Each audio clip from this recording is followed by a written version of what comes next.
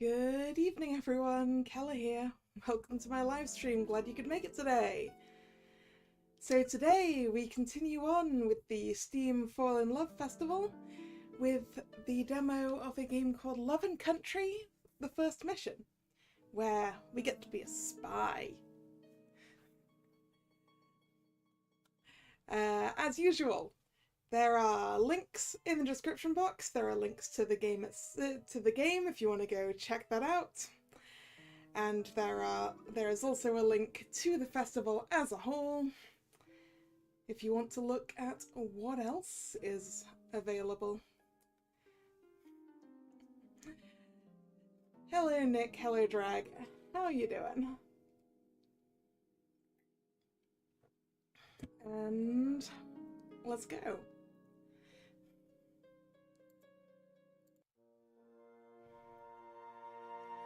April 2nd, 1916.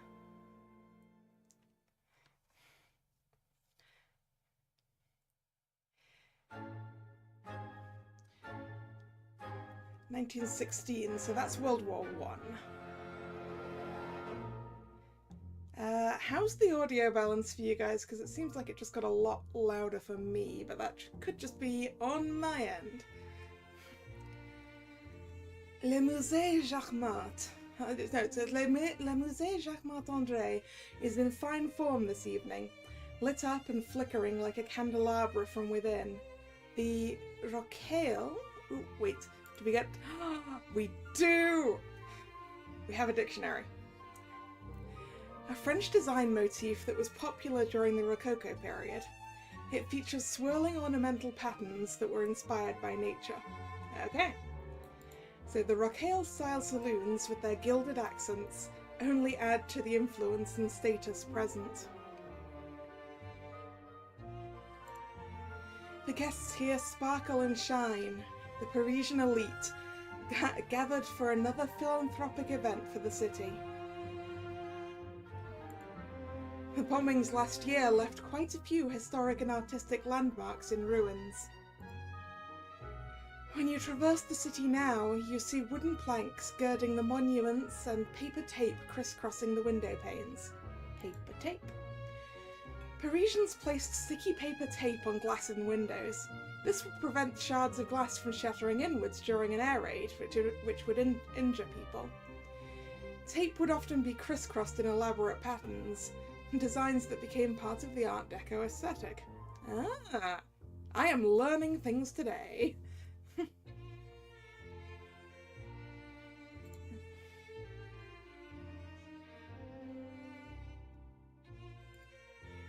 The front may be several miles off, but Paris is not untouchable. Because of this, her denizens are eager to do their parts. Yep. Because of this, her denizens are easy. No, why can I not talk today? Because of this, her denizens are eager to do their part for the war effort. The young men have gone to fight, the women left behind take their places in the factories. The poor bear the brunt of food shortages and rationing. The wealthy lend their charity to rebuilding the city, if only to keep up appearances. Not everyone here tonight has the status, influence, or capital to fund the cause. Some of us are here to serve other purposes.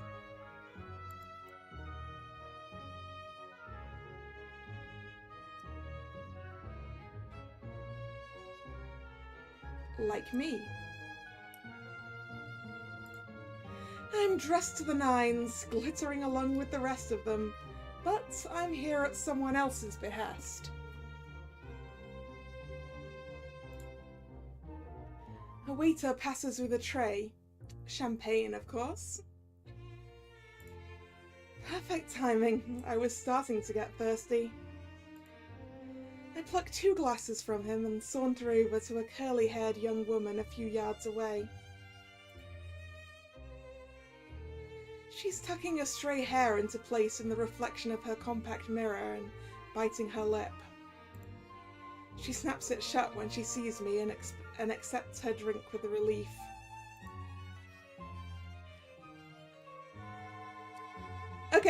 Okay guys, I have a question.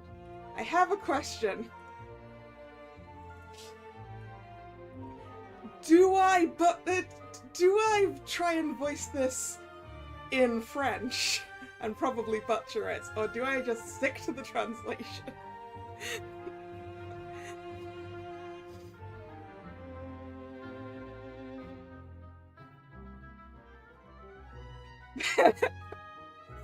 There are 2 opinions there.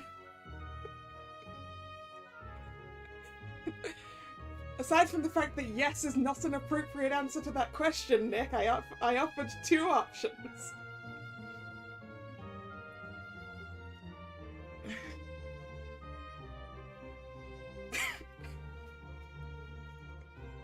Français, s'il vous plaît, huh?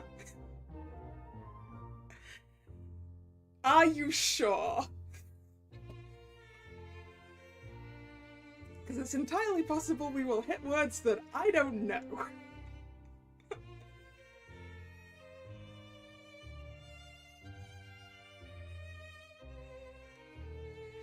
Also, I believe there will be German as well. And if I do one, I'm gonna have to do the other. I think I should probably stick to the English, as tempting as it is to try and pull out some very, very rusty French and German.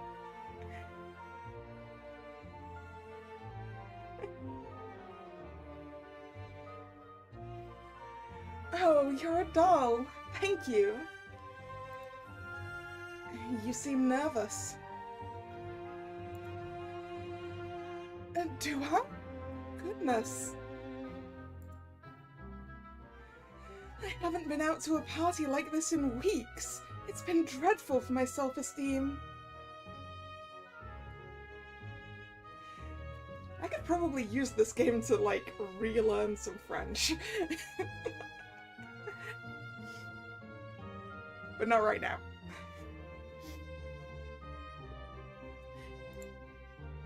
Well, I think you look stunning tonight. She gives me a small smile. Thank you, Lily. Tatty takes a sip of her drink, her eyes scanning the crowd. With a smirk, she inclines her head towards a small group of women chatting in the opposite corner. Madame de Givray looks absolutely bored to tears. Yeah, she does. You would too if people were always asking you for money. It's tedious. Admittedly, though, Madame Margot de Givray does look uninterested. She alone is seated amongst her chittering peers, her gaze drifting as she leans on her cane and drums her fingers impatiently. Someone as well-travelled as Margot has little desire to fritter away her time at these social affairs, but she still does as expected. Thanks to her wealth and social position, she has nothing stopping her from letting those around her know exactly what she's thinking. Everyone is happy to accept her pointed comments, just as long as she still attends and gives generously. Over the past 2 years, I've gotten used to the formidable way in which she conducts the people around her as only a grande dame can, and I've come to enjoy my situation as her lady's companion.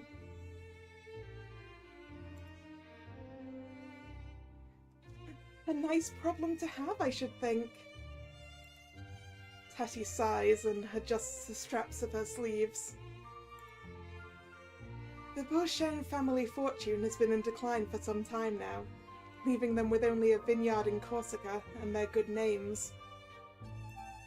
Their crops have done poorly in the past few years, so that too is now at risk. The Beauchesne's last hope is their daughter, Tatienne. She attends every party, gathering and reception that she can, all in hope of attracting a suitable husband who will give the Beauchesnes the cash injection they need to keep the estate running. I'm sure you'll have problems like that soon enough. Who is here tonight? Let's see. I start scanning the room to identify some suitable prospects for her. Oh, take a look at Henri Boussier? See, I still get to mangle some French even in English. Oh, take a look at Henri Boussier over there. He's rather dashing, isn't he? Even with that odd mustache he's sporting nowadays. Tatty frowns. I heard that he's run up quite the bill at his club. Too much time at the card tables. Between him and his brother, it's a miracle the Boussiers have anything left. Tatty directs her attention to an older gentleman with thinning hair and a sleepy look. I suppose there's always Monsieur Poplien, dull as he is. Rot. I don't care how deep his pockets are. I refuse to let you resign yourself to an old goat like that. What about Monsieur de Robillard? I am sorry. Robillard? Monsieur de Robillard. I thought he was already married. His wife passed last year. Very sad.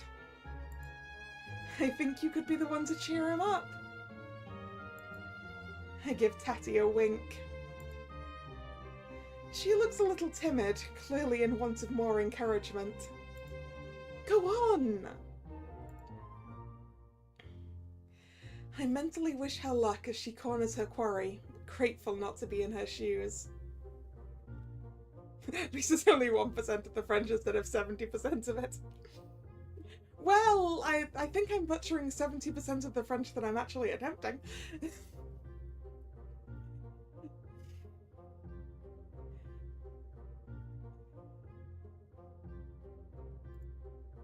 Most women are expected to hunt for husbands, especially after finishing school, where Tatty and I met. Finishing school? Private schools meant to prepare young women of the upper class to enter fashionable society. Lillian attended a finishing school called Manoir Vauquelin? Yeah, it's a good thing I'm not reading these things in French. With my parents still living back in San Francisco, my obligations and their expectations are out of reach. I am free to enjoy Parisian life on my own terms. With my conversation partner now otherwise occupied, I wind my way through the gallery and take in the paintings on display. Look, I can butcher English too, it's fine.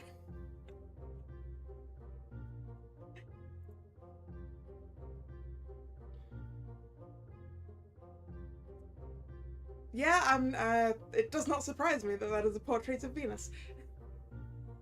Intrigued by a portrait of Venus laid out on a bed of pink silk, I step in for a closer examination. The detail is incredible. How the light reflects off each pearl of the strands adorning her body. Having completed my examination, I step back, only to bump into someone. Oh dear. Pardon. I spin to see a man not much older than myself, looking cross as he examines the front of his suit, now covered in champagne. I am so sorry. Watch where you're...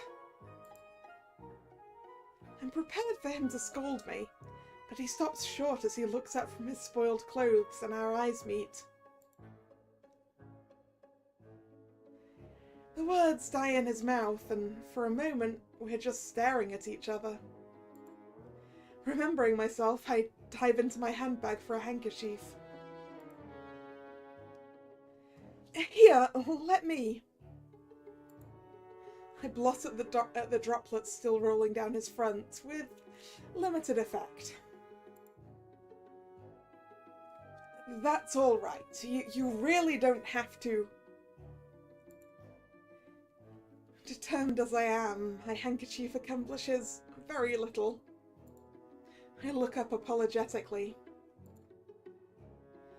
For a moment, I'm surprised to see his features tinged with pink, until I realize how close I'm standing to him, and how much I've been touching his chest. Mortified, I take a step back to a respectable distance. I was so taken by the painting I wasn't paying attention at all. Yes, she's very beautiful. He's not looking at the painting as he says this, he's looking at me.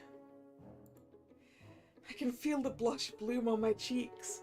We are probably the same shade now.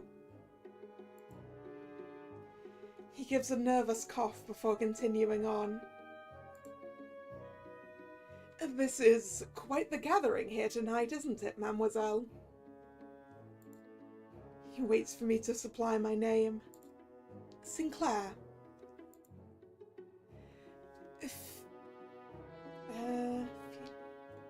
Norde? I think. Philippe Norde. Enchanté.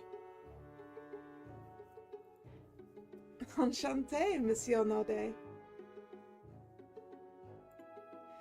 I hold out my hand for him to take and smile warmly. Are you a patron of the musée? No, I'm afraid they won't see so much as a centime from me. 1/100th of a franc. Yep.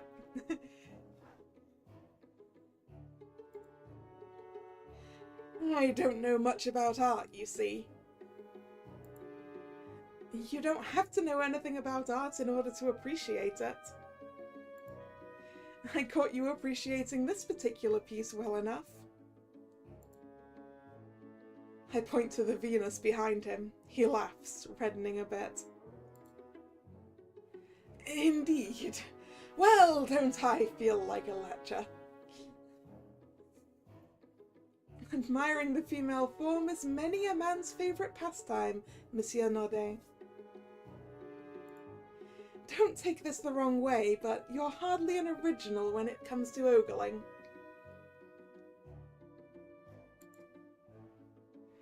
I shall have to find a new passion, then. You're bound to find one. You seem like a very passionate fellow. He laughs again, a bit more nervously this time. We fall quiet, the playfulness of our conversation waning the more we catch each other's eyes. So, you don't know one thing about art? He grins and shakes his head. I'm no Philistine, but... the ability to distinguish a Manet from a Monet is something my brain has no space for. Okay, Manet. Edouard Manet was a 19th century French painter associated with realism. And Claude Monet was a 19th century French painter associated with Impressionism. Ah, so at least there's a difference.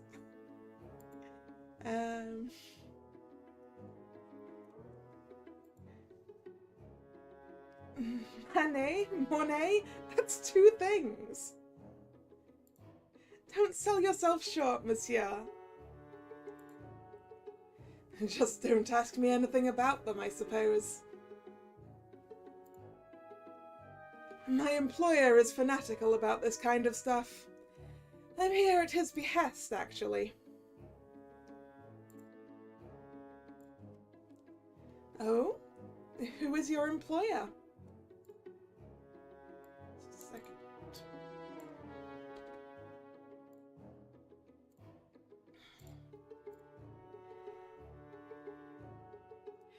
Aristide Briand.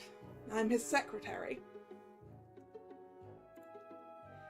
A French politician who served as the head of the French government 11 times between 1909 and 1929.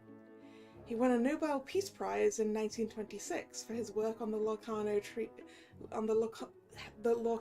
Treaties. I blink at Philippe. He is the President of the Council and the Minister of Foreign Affairs. I see. Does the Minister of Foreign Affairs usually attend cultural fundraisers?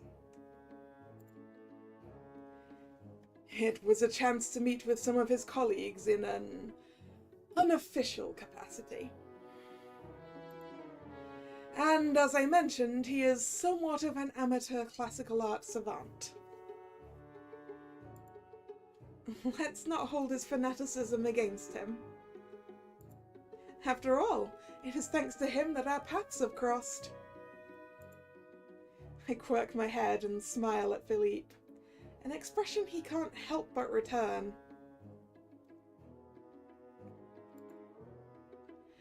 Yes, that is true. He looks tickled. It's a full beat before he remembers himself and continues the conversation. Enough of my non-interest in art. Where do your interests lie, Miss Sinclair? I've always loved music. As it turns out, Philippe also likes music. We talk about the symphony and our favourite composers, finding common ground here and there. It isn't long before we exhaust this subject, though. We spend a few awkward moments chuckling to ourselves as we try not to let our gazes linger for too long. Would you care to take a turn around the room? It would be my pleasure. Encouraged by my invitation, he offers me an arm. As we stroll through the gallery, we manage to leave some of our timidness behind, and the conversation starts to flow with more ease. So, what brings you here tonight, mademoiselle? You never said. I am escorting a friend, who is here by invitation of the... okay, how do I deal with... I'm bad at accents on letters. Who is here by invitation of the Harrisons? Apologies again. They're apparently important people, and she's quite well known too. Alas, I am a nobody. That doesn't bother me. I myself have never felt at home with this crowd. I'm originally from a small town outside Rouen. Humble origins are nothing to be ashamed of. You're kind, sir. Well, you make it easy. I blush. So, what is a day in the life of the Secretary to the Minister of Foreign Affairs like? Philippe smiles at my change of subject, but obliges me nonetheless. I manage Monsieur Briand's calendar, accompany him to meetings, compile his press briefing each morning, that kind of thing. That makes you very important, then. I don't know if I'd say that. Really? You're handling so many things for the minister. It sounds like you are his right hand. He puffs up a little with pride. Well, I suppose I do keep the train on the tracks. And you probably get to meet so many important people. Mostly foreign dignitaries, but yes. I did once meet the King of England. Wow. That would be...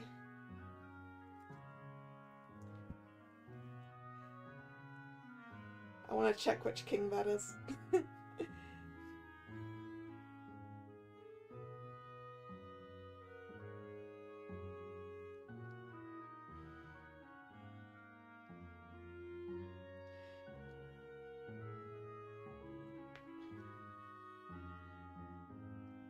You know, before I say something that's completely wrong,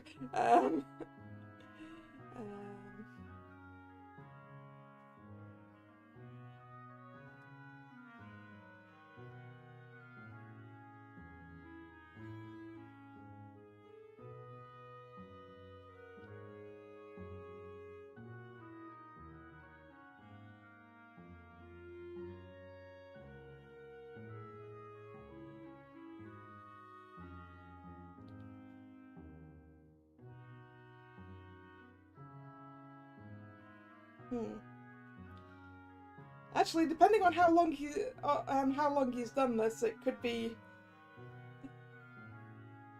one of two.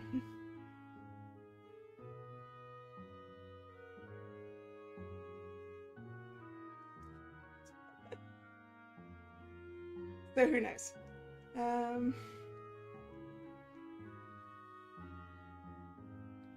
I mean, if we're talking the current one as of this date, that would be George V.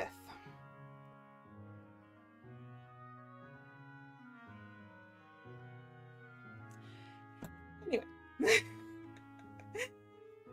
Diversion over. Oh. That's incredible! You are so lucky! He takes a satisfied sip from his glass. I pout.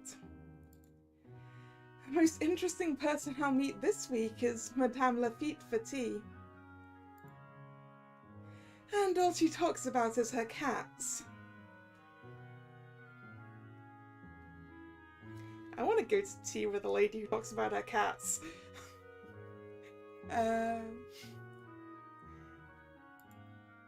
So, tonight has been a rare treat for me.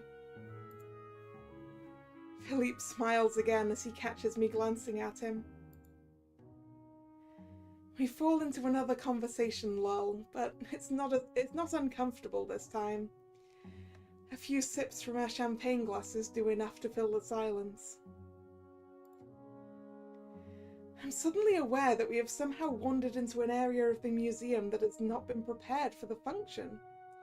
The lights are off in here, and the din of the guests sounds farther away than before. Are the cats allowed to join in the conversation at the tea party talking about cats? Ooh, that would be even better. A tea party with cats.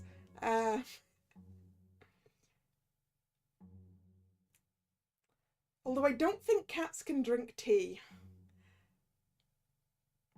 I feel like caffeine is probably bad for cats.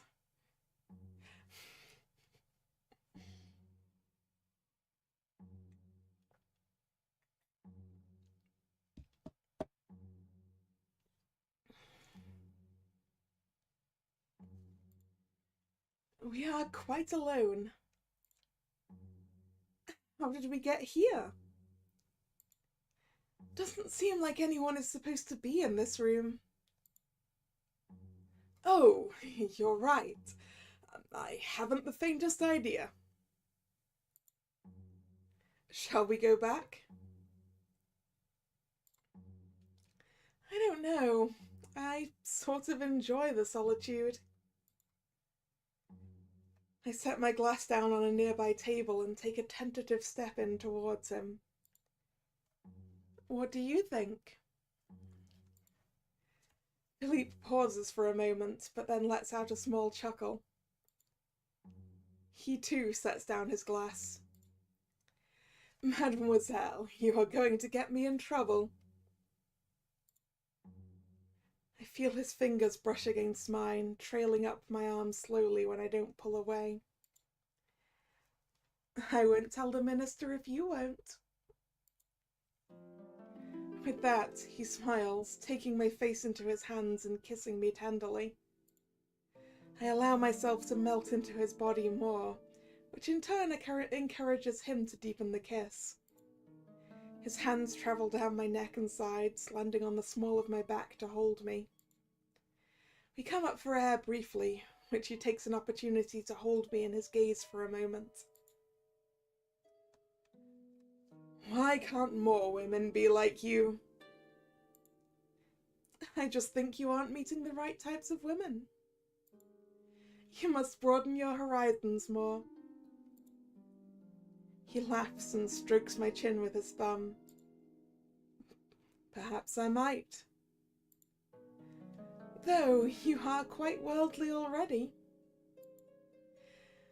I bet you're meeting the King of Spain or something this week. The Spanish ambassador, actually. Boop. Spain maintained neutrality throughout the First World War. Public opinion in Spain was split. Members of the aristocracy, Catholic Church, and military generally favoured the Central Powers, while the middle class, professional classes, and intellectuals generally favoured the Allied forces.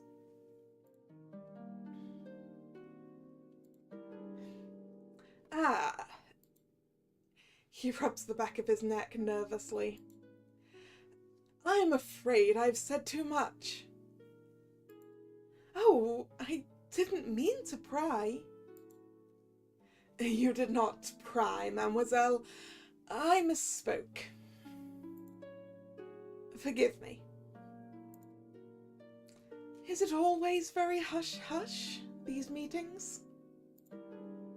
I look up at him through my lashes. He blinks back at me for a moment, then clears his throat. No, not always. It's just that with things as they are in Africa, you know, it's a delicate matter. Boop. Allied forces took German Cameroon, forcing the indigenous colonial troops led by German officers to retreat into Spanish Guinea.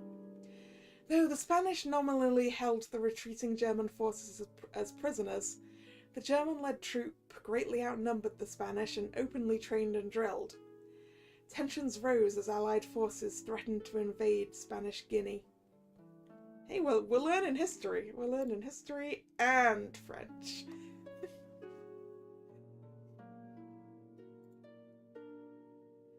But don't let me go on about work like this. No, continue, please. Kiss me again. I oblige him, this time with a tiny bite of his lip that makes him shudder. I feel his fingers press a bit harder into my flesh, a cue that he wants more but is afraid to ask for it. You're shy? No, it is that you confound me. I'm not used to such assertiveness. I feel like taking advantages I presume I have no right to take. Because I'm a lady? Precisely. I may have been brought up in proper society, but should that prevent me from acting on my passions? In a more enlightened era, perhaps you could. The world is still very backwards in its treatment of the fairer sex. I slink my arms around his neck. I knew you were smart. Like that business with Africa you mentioned. I'm sure you're a positive influence on the minister. Progressive minds prevail in the colonies, do they not? I don't know. Progressive action is always hard won. Honestly, it is flattering, but I fear you inflate my role with the minister a bit. It's mostly paperwork and running around. Preparation for something like a foreign diplomatic visit is exhausting. Really? Sensing my interest, he continues on. Absolutely. I have to research all of the topics they intend to discuss at the meeting, then brief the minister. I also have to make sure all the food and drink matches everyone's preferences. And then I have to arrange for security. That does sound like a lot. Is everything arranged for this meeting already? Or do you have more to do? All the logistics are settled, so all that's left is the brief. The meeting isn't until Friday, so I'll manage. Friday, I wonder, will I see you before then? He pulls me close again. Indeed. I'm sure I could get away. You might be worth a little bunking off, after all. As long as I secure that damned carver first.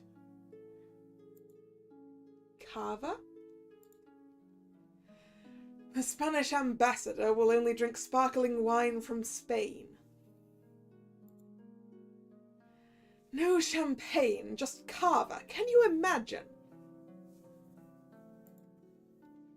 It's a crime, I know, but you wouldn't want to offend someone. One must be sensitive to the cultural practices of foreigners. Setting the mood with the right food and drink makes all the difference. If we serve carver at the meeting, there's a better chance of things going well. He launches into an anecdote about the lengths he's gone to secure a crate of carver. After running around the city, he finally found a seller who had promised to deliver some by midweek. But then he had to fight the owner of the restaurant where the meeting was to take place to convince him to have it put on the menu that day. It will all work out, but I don't think I've made any friends at Chez Marais by bullying the owner. He'll probably tell the chef to spit in my food. Philippe laughs. Chez Marais is so popular. I've heard it's nearly impossible to get a reservation. And to imagine they would shut down the place for a private meeting. They have a private dining room in the back. There will only be 7 of us there, so no need to take up the whole restaurant. Man, this guy is spilling his guts now. I don't think he should be telling this much to a lady he just met.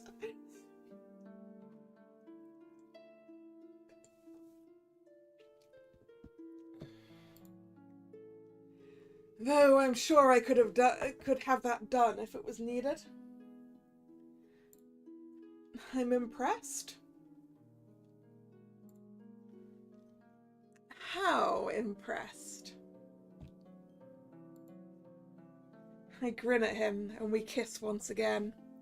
This time he lifts me up and against the wall, holding me there so he might have more access to my body.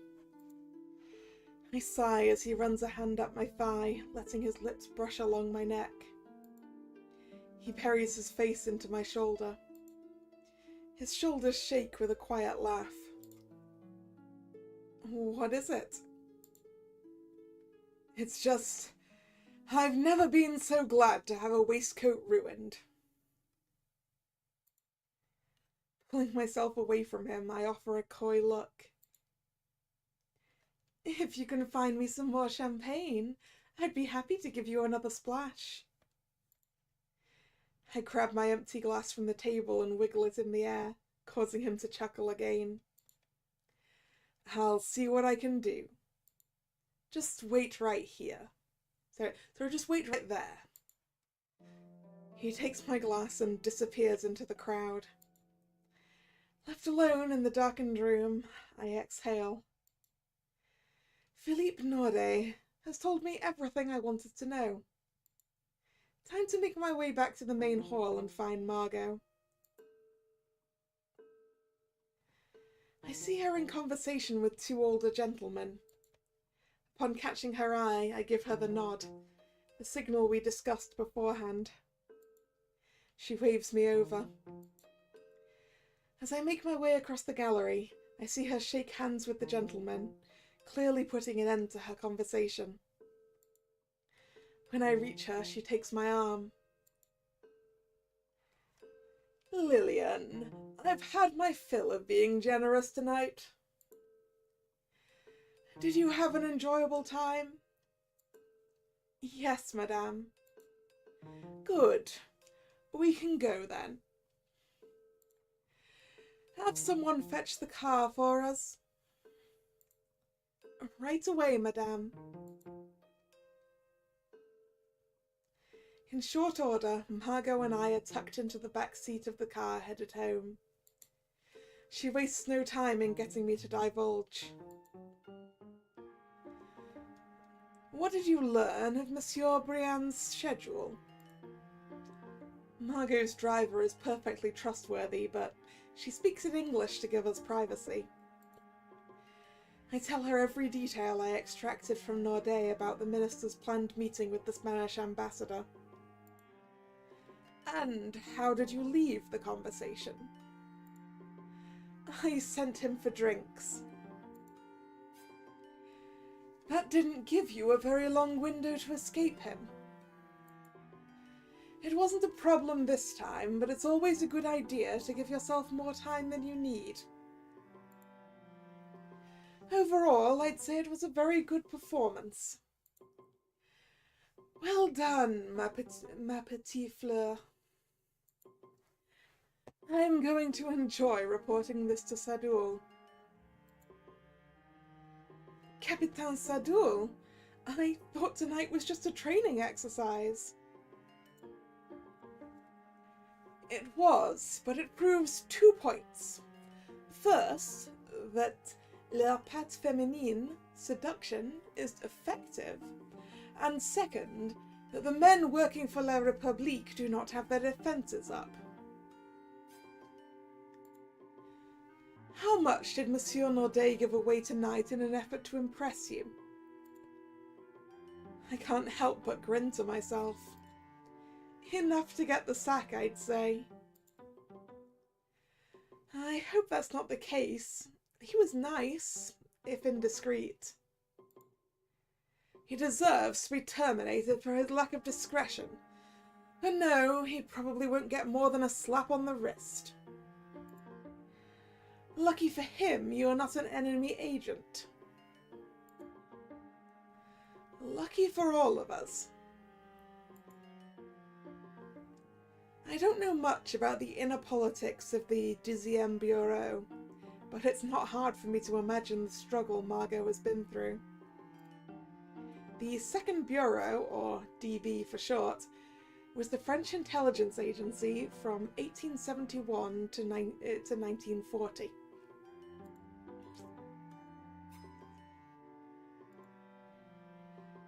There aren't many women working for the Bureau. Even fewer work as agents. I've gathered that Sadoul is not keen on training young women as spies. I'm the first candidate that Margot has gained sanction to train. I wouldn't trade this opportunity for anything. When I graduated from finishing school 2 years ago, the only thing I knew was that I wasn't ready to go back to San Francisco. Margot made me an offer based on a recommendation from the headmistress of Manoir Vauquelin. Stay in Paris as her companion. Naturally, I accepted. After a few months, once I had proven myself trustworthy and capable, Margot made me a second offer. I was blessed with natural good looks and trained to be charming and graceful. I was fluent in French and German, and had even picked up a bit of Italian. I could use all of that to become a woman of good society, find a husband, and spend the rest of my life throwing dinner parties. Or I could do something more. Margot had learned a lot over the past 25 years as an agent of the Dixième Bureau, but age was starting to catch up to her, and she felt it time to pass on the torch. I can't imagine a life more thrilling than that. The next few blocks pass in mutually satisfied silence. Tonight did go well. Margot studies me thoughtfully before speaking again. I think it will be okay, putting you out in the field. Field work? I can hardly contain my excitement. Everything up until now has been training and small tasks, all performed under Margot's watchful eye. Going into the field alone would be a big step. Yes, abroad. My jaw drops. You need to do a better job hiding your reactions, Sherry. You shouldn't be careless just because we're in the car. She's right. It's something I've been practicing but still struggle with sometimes. Information is valuable. If I don't control my facial expressions, others will read me like an open book. Can't have that. Honestly, I would have preferred to wait a little bit longer before giving you a task like this, but an old friend of mine is in some trouble and time is of the essence. She fixes me with a very serious look. I can't go, so I'm sending you in my stead. You understand? Oh, oui, madame. Good girl. I'm abuzz with questions. Where am I going? What's my mission? When do I start? What are the specifics? I'm glad you're eager, but we are just about home. Get changed and then come by my study. We'll discuss the details there. The car stops in front of Margot's residence, one in a series of imposing townhomes, tall and caged by a wrought iron fence. The chauffeur helps Margot from the car. I'm close behind as we go to her front door. Sophie, Margot's maid, greets us at the entrance.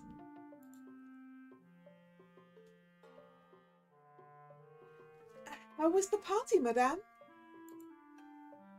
Dull. I'm glad we left early.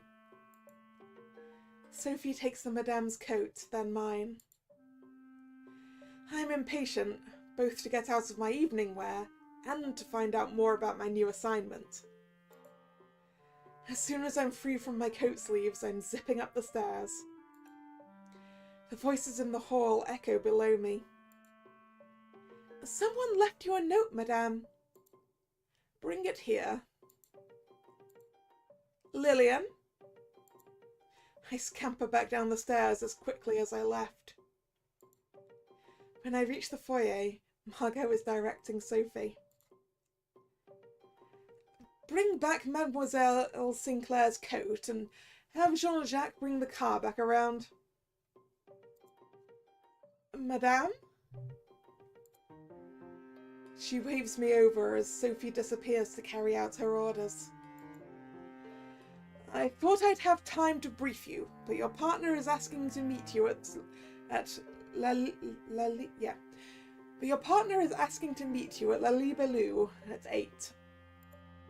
That's in 20 minutes. Where is La Libellule? More than 20 minutes away. Jean-Jacques will know. I did not realize he'd call for such a last-minute meeting. You'll need to leave now. Who am I meeting? Emile de Rosiers. De Rosiers. Yeah, something like that. He's a young man, about your age, with dark hair. His note mentions that he'll be wearing a burgundy scarf. Sophie reappears with my coat and starts wrapping it around me as Margot keeps talking.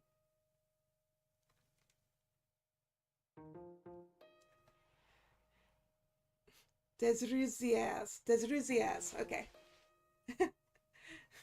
I wasn't sure if I was supposed to pronounce the S or not. I assume Jean-Jacques is the name of this specific drag.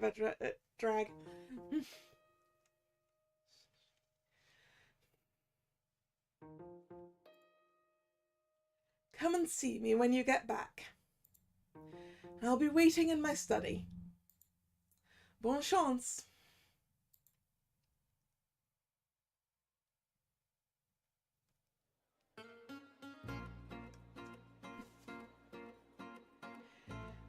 There's a slight flutter in my chest as I step into the dim lighting of La Libellule. No, I feel like I'm not doing that in full length there. Just after 8. Having rushed here without warning made me a little anxious, but my nerves are overridden by my excitement. The car ride here was hardly enough time to process the news. I have a field assignment abroad. Margot thinks I'm ready to work without her supervision. The thought makes me swell with pride. I won't let her down. I'm excited for this next step. And I'm extremely curious about my partner, Emile des Rosiers. But I have to wonder why he chose this bar for a meeting place. La Libellule seems like a popular spot, crowded with locals and soldiers on leave. The 3-man band playing in the corner can barely be heard over the din of conversation. Not that the noise stops anyone from dancing. The patrons here appear to be, for lack of a better word, plastered. Dancers swing each other around with reckless abandon, knocking into other patrons. I catch a man in the middle of a very animated story accidentally slosh his drink on a comrade.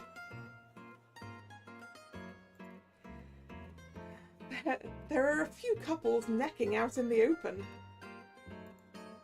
This is nothing like the places I visit with Margot. It's a dive.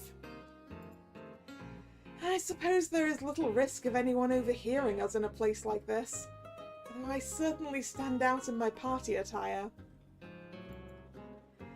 I don't normally mind eyes on me, but that's not the point of tonight. I draw my coat around myself a little tighter, doing what I can to hide the beading on my dress. What's a dive? Short for dive bar. It's basically not the opposite of fancy.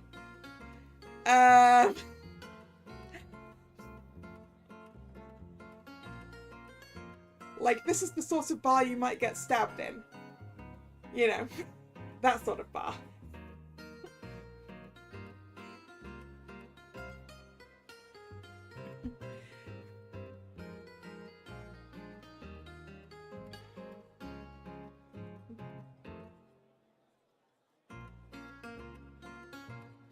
Back alley type of bar, yeah.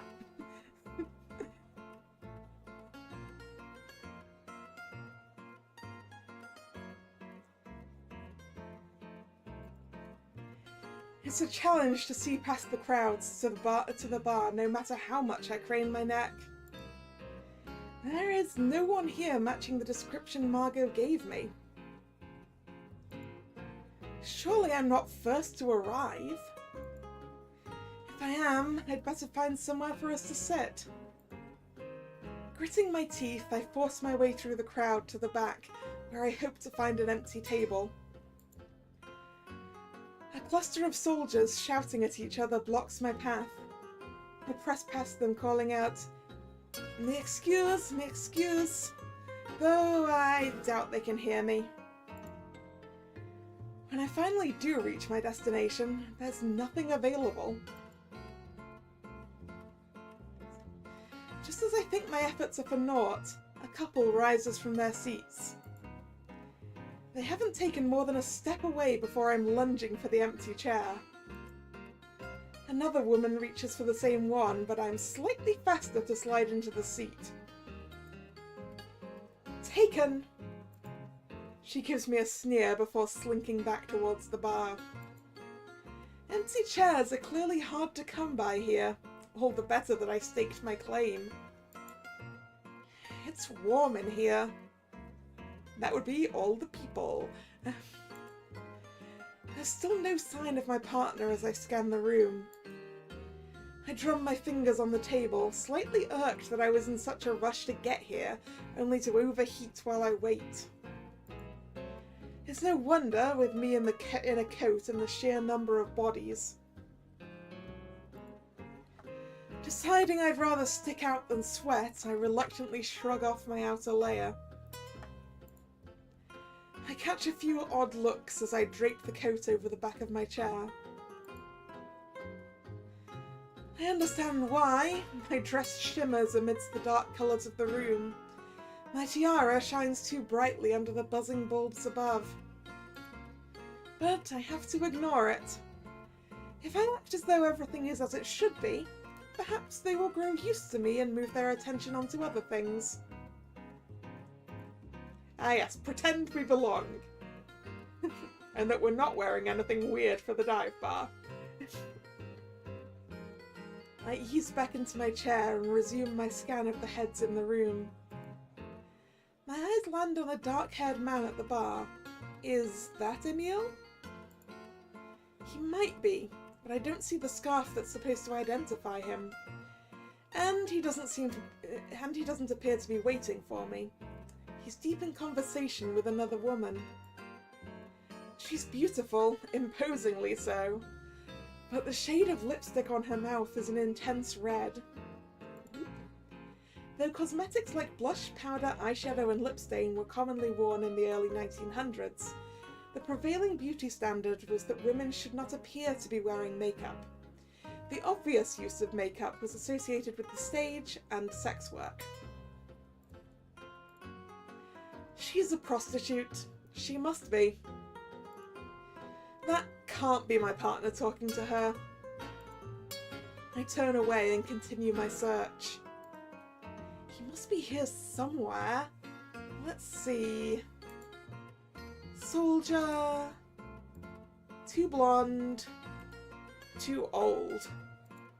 Another soldier.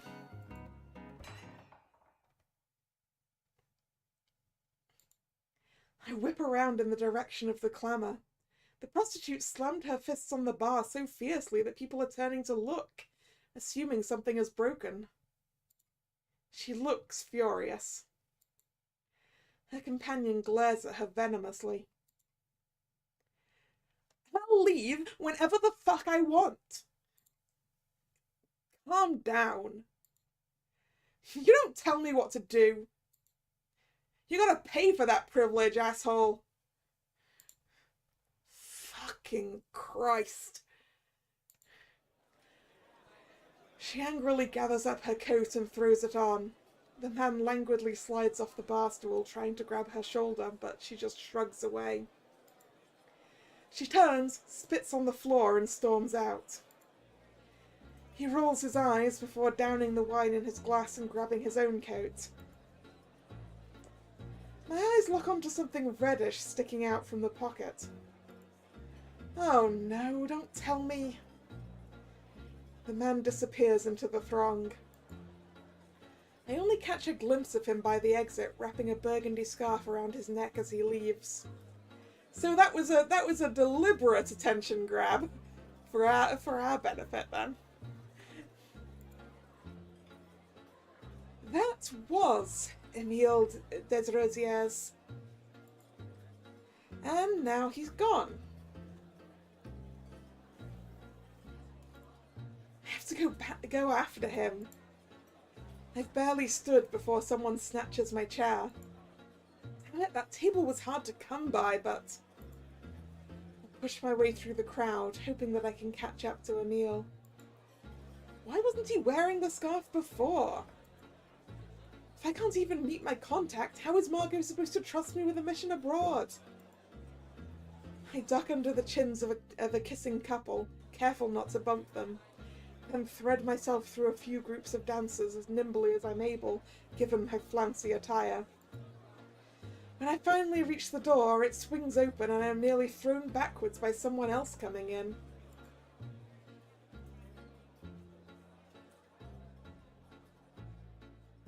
Catching my balance, I look up to see none other than the dark-haired man in the burgundy scarf staring down at me. There's a scowl on his face, but it doesn't mask the fact that he's got striking features. Piercing blue eyes framed by thick brows, a strong jaw, a slight bump to his nose. Pieces of dark hair fall carelessly in his face. The effect is pleasing, and for a moment I forget myself. Monsieur Desrosiers? His eyebrows fly up in surprise. He looks me up and down, as if baffled by what's before him. Did they cancel the ballet? What? You one of those dancing girls in the tutus? You mean a ballerina? Sure. No. Then why are you dressed like one? I'm not. This is a Lucille. A well-known English fashion designer of the early 20th century, famous for her lingerie, tea gowns, and evening wear. Who the fuck is Lucille? Without waiting for a reply, he breezes back past me towards the bar, forcing me to follow. At least it's easier walking in his wake than wending my way through the crowd on my own. He arrives at the end of the bar where he was set up before, but finds it occupied. You're in my spot. The man sitting in the stool seems ready to object, but the barkeep whistles at him and jabs his thumb in the opposite direction, a signal to get lost. Clearly, he has some cachet here. The occupier and his companion do so, grumbling as they go, but leaving their stools free for us. The man in the burgundy scarf lights up a cigarette as he settles back into his seat. You are Emile Desrosiers, aren't you? And you must be Mary Pickford. A famous actress of the silent film era, known as the Queen of the Movies. Pickford defined the ingenue archetype. I frown at him. I came from a party. Was it at Buckingham Palace? Boop. The London residence of the British monarch. This is supposed to be a clandestine meeting. You're dressed like a fairy princess. He's stuck on my outfit and not taking me seriously. And he seems at home here, being well acquainted with the barkeep. I won't get very far challenging him on his own turf. Making an effort at accommodation will likely get me further. I carefully remove the tiara from my head. My hair, which had been relying on the headpiece to stay up, tumbles down around my face. I stuff the tiara into my handbag and quickly comb through my hair with my fingers. He looks at me with eyes wide. Better? Not really. I sigh. If you wanted me to dress for the occasion, then you should have given Madame de Givray more than 20 minutes' notice. I'm not saying you look bad, you're just, conspicuous. As conspicuous as starting a loud fight in the middle of a crowded bar? He simply grins at this and takes a long drag from his cigarette, watching me as I perch on the stool next to him. His stare is unnerving. Not that I'll let him know that. I hope everything with your lady friend is all right. Oh, that? She was just drunk. I narrow my eyes at him. And you're not? Oh, I am. I've been at it for a while. You should probably catch up. He flashes 2 fingers at the barkeep, who returns with a pair of glasses for us. Oh, none for me. You want to stick out more? Who comes to a bar and doesn't drink? The barkeep slides us the bottle, and Emile pours us each a healthy amount. I was wondering what it was going to be, but it looks like wine. I begrudgingly accept the glass. So, what's your name, princess? Lillian. Not bad. A little posh, but not bad.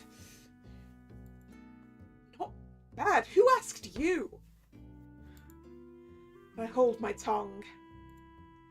As much as it would please me to tell him off, I won't do so at the cost of my assignment. Do you mind if we just get to it?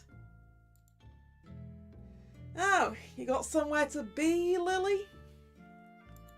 It's Lillian. Isn't that what I just said? It's now very apparent to me why someone would try to destroy a bar top with him around. He leans back and blows his cigarette smoke into the air. I can't believe I was actually looking forward to meeting this person. I wonder why we were assigned to each other. What do you mean? I take a sip from my glass, letting the wine linger on my tongue. A direct challenge won't do in this scenario. The right comment here might get into focus. You seem to have a rather casual attitude, in general. He scowls at me. What are you implying? That I'm not taking this seriously? I shrug. You want to talk business? Fine. I smile at my little victory. There's a train at 11 tomorrow.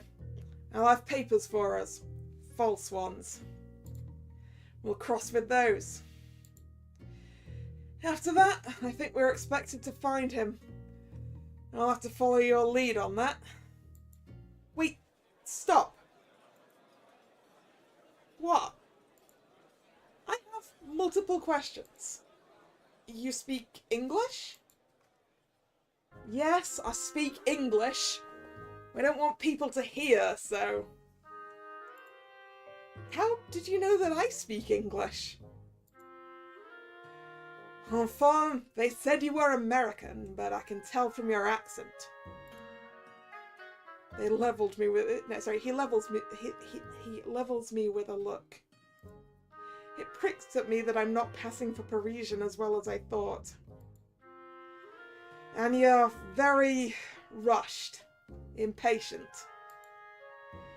In other words, not very French. He shrugs, enjoying having returned my earlier barb.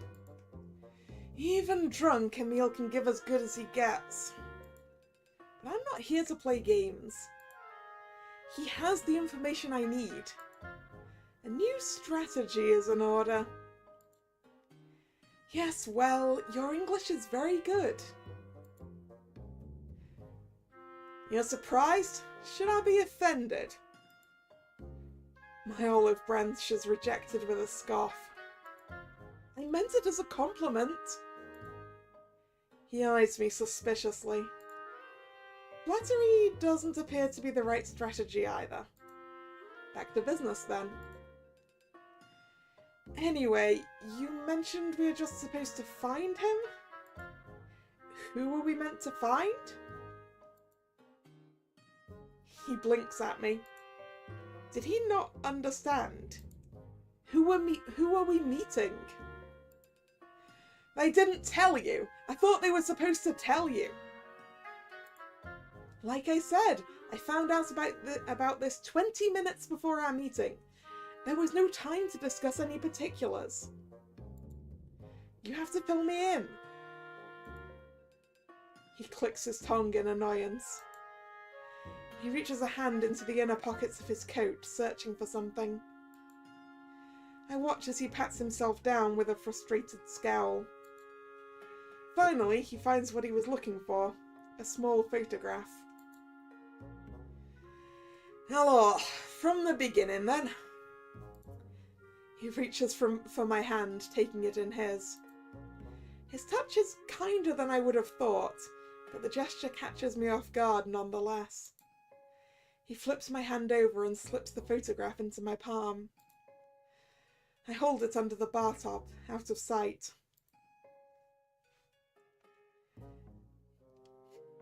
Herbert Denham. He entered Germany, how to say it, seeking treatment for an illness. At least that is the excuse. His little spa tour was excellent cover while he watched what the military did along the south border. From the 1700s to the 1930s, it was popular, especially in Europe, to visit spas to take the waters. Bathing or drinking spring water was thought to have healing properties. Many spa facilities would offer social and leisure activities in conjunction with exercise activities and medical treatments. The southern border? I thought all of the fighting was taking place further north. It is, for now. But if they use the fighting in the north to distract while they attack from the south, that would be clever, no. So if Denham can pass along the information he's gathered, the Allies will know whether or not to send resources south. Yes. Boop. The Allies. France, the UK, Russia, Canada, and other countries, eventually including the United States in 1917, formed a coalition to fight the Central Powers, Germany, Austria-Hungary, Bulgaria, and the Ottoman Empire.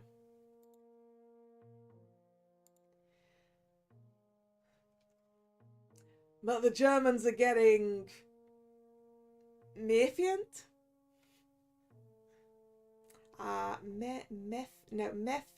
Mefiant? Suspicious?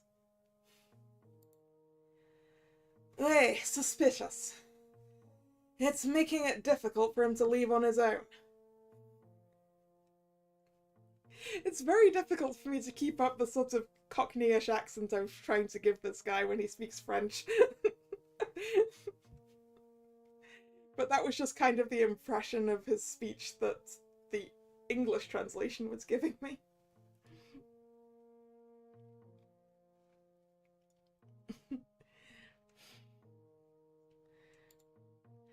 I stow the photograph away in my handbag. If they are suspicious, why not arrest him? What? I can't hear you. The music has picked up, eliciting whoops from the crowd. I repeat my question, louder this time. I said, why haven't... Don't shout, stupid. He scoots his stool towards me, drawing close. Try again. Why haven't they arrested him? This time I'm heard. These spas are not cheap. The authorities will not want to bring him in with no proof when he spends so much gold. If they had real proof, the Germans would have, He slides a finger across his neck. Is his English starting to slip? The wine must be hitting him. I'm still working on my first glass, but he's already on his second. Or third. Who knows how many he had before I got here. Okay. So when we find him, what do we do with him? Help him escape, of course. To La Suisse, a neutral country. Switzerland remained neutral throughout the First World War. The World War Ones doesn't sound right, so. Germany never marched through Switzerland in large part due to the mountainous terrain, instead opting to march through Belgium. When he speaks, he leans in to talk directly into my ear. The hum of his voice sends an unintentional shiver down my spine. It's an intimate sensation. With him so close, I can see the freckles dusting his nose. I get the feeling he's older than me, but not by much. I ponder this, all the while fighting the urge to scowl at the cigarette smoke drifting between us, blowing into my face. It's distractingly unpleasant. That sounds difficult, especially if he's being watched.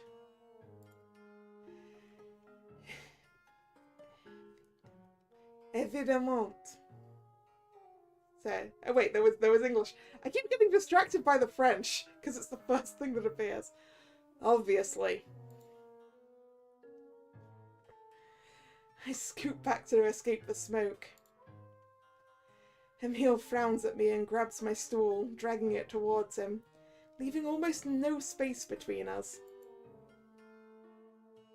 Why do you keep moving away? I'm trying to make it so we can hear each other. It's hard to talk to someone with a lit cigarette in your face. What am I supposed to do? Not smoke? Yeah? We're in a fucking bar. I'm unable to hide my displeasure any longer. He pulls out his cigarette case and opens it for me, clearly not understanding the problem. Have one, then we'll be even. No thanks. He snaps the case closed with a groan. If you don't stop looking like I pissed in your wine, someone's gonna get the wrong idea and try to rescue you. You're pretty enough. I'm sure they're just waiting for a chance. He's not wrong.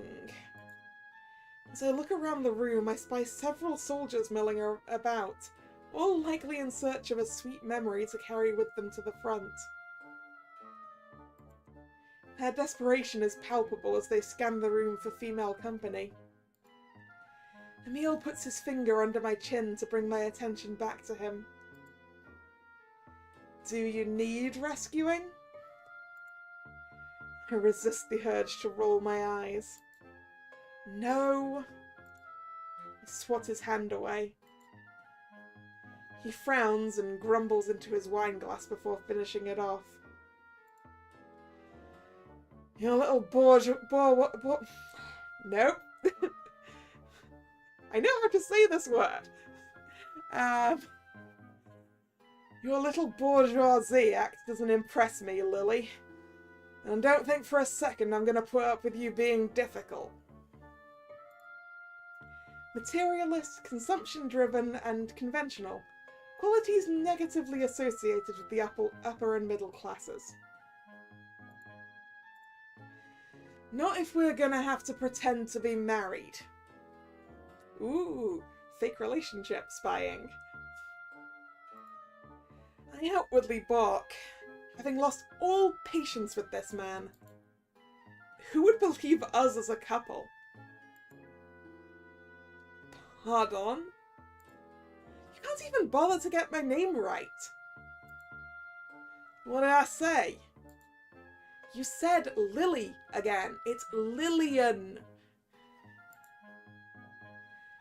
Emil sighs. Lillian, whatever. Just go along with whatever happens tomorrow, okay? I don't want to get caught. Neither do I, but I'm not convinced we could keep up the act of being married. No matter how difficult it would be to travel as a single man and a single woman, I have to imagine that it would be easier than playing house with this jerk. I wonder if he's thinking the same thing because he pauses mid-sip, taking a moment to consider me. Have you ever done anything like this before? No. What? Really? For a second, he's not able to mask his surprise. Before I can respond, though, we are interrupted. Miss, is this man bothering you? Feeling a hand on my shoulder, I jump. I hadn't noticed this soldier making his way towards us. Emil leans back in his chair, gloating. He was right about me drawing unwanted attention. Margot said something similar earlier about the need to hide my reactions better. Clearly, this is something I need to work on. Now I have to send this would-be saviour away, even if Emil's smirk is daring me to do otherwise. I turn to face the soldier and immediately regret it, as he is swaying quite drunkenly above me. I silently will his drink to stay in its glass lest I receive a face full of beer.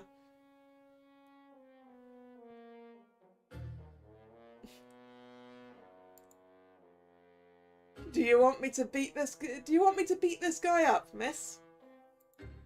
I'm a very good fighter, and a good lover too. He throws a clumsy wink at me, then a venomous look at Emil. No, I'm fine, thank you. Ah, come on, how about a little dance? The lady said no. Fuck off, mustache. Yeah, forward and very drunk. And in danger of pouring his drink all on my fancy dress. Absolutely not. Ignoring Emil, the soldier attempts to reach out and touch my shoulder again, but his wavering makes him stumble, and the contents of his drink that were threatening to spill out fulfill their prophecy. I'm splashed from the neck down in warm beer. Ew! I jump up. For a moment, there is nothing but silence as I stare down at my now soaked front, while the soldier looks on in horror. The irony of the situation is not lost on me. I did the exact same thing to someone earlier this evening. Yeah, right? I have a pretty good idea how this feels, having done bar work before. Although it was cider that I got on me rather than beer, but equally gross and sticky.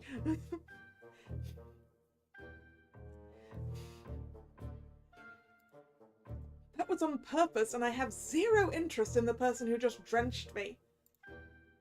Aw, sorry. Do you want my handkerchief? He fishes a crumpled rag out of his jacket pockets and meekly holds it out to me.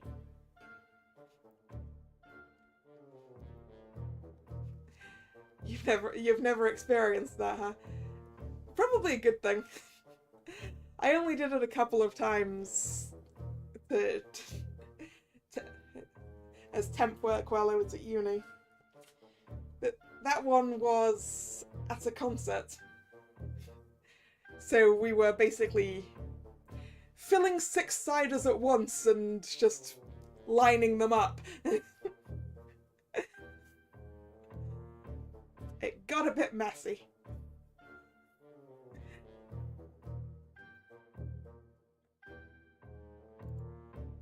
I've never wanted anything less. I ball my fists. You idiot! Okay, how about I make it up to you? Would you like another drink? This dress was 60 francs and now it smells like swill. I'm livid. I snatch his handkerchief out of his hand and throw it in his face. Shove it up your ass! That drink and that nasty rag. I hear Emil's bark of laughter from behind. The soldier merely gawks at me. We've attracted the attention of several bar patrons, who look on with excitement and anticipation. Their eyes ping-pong between me and the soldier, eager to see how this unfolds. The soldier, perhaps noticing that all eyes are now on him, puffs up a little. How dare you talk to me like that, you American whore! The slap I deliver to his cheek makes him stumble slightly. The crowd around us gasps and guffaws. Ah, he earned that. Get lost or I'll go for your balls next time. There you go, Nick. Lillian agrees with you. Would you like a kick in the balls?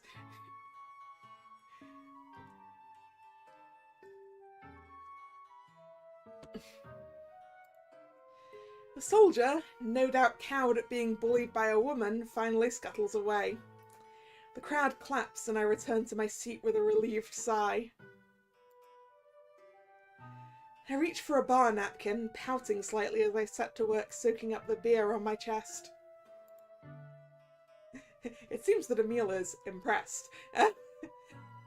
Emil refills both of our glasses before leaning against the bar and gazing at me with, "Is that some sort of respect?" That was rude. I know, can you believe that guy? No, I mean you. Me? Yeah, you'll go back to the front tomorrow and his last memory before he gets blown up will be of you threatening to break his balls. Poor bastard. I'm starting to hate the fact that he speaks English so well. He's still somehow better than you. He's at least making an admirable sacrifice for his country. It's not making a sacrifice when there's a draft. In the early 1900s, France conscripted all fit men of age to serve in the military for a 3-year period from the age of 20. Nope. Is that why you aren't at the front? With an irritated sigh, he puts out a cigarette. Never mind, it's none of my business. It's not. But I understand why you asked. I'm the right age. I'm fit enough. The answer is because I'm doing this instead. Given the choice, I'd rather be here. Was he given a choice? Curious. I wonder how that came about. But he doesn't seem very forthcoming with details. It's probably a waste of time to ask, so I move on. Right. So where exactly is Denham right now? Bon sang, are you determined to be boring? We were starting to have a good time. This is what you call a good time? I'm soaked in beer and I almost got into a fight. Why do I feel that like that describes exactly what being in a dive bar is like? Not that I've ever been to one, but...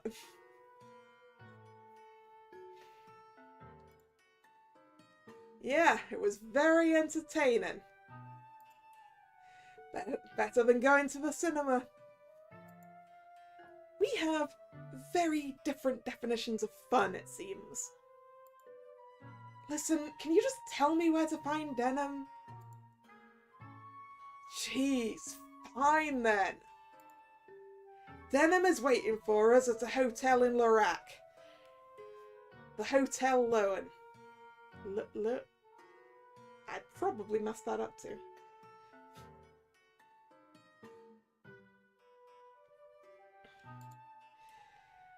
And he's an American like you.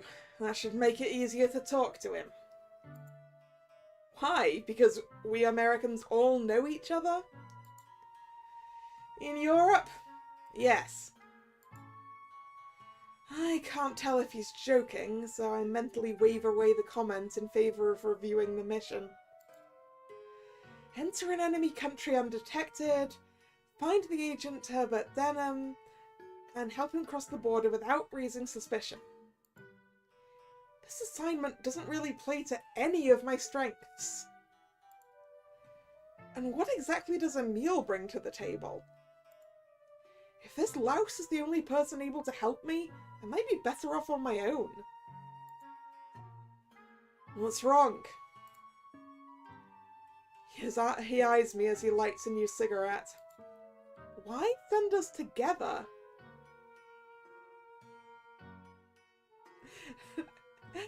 Hello, card.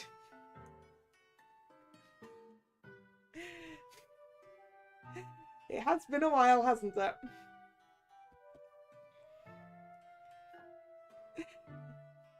You're gonna hear me mangle the names of a lot of places and people.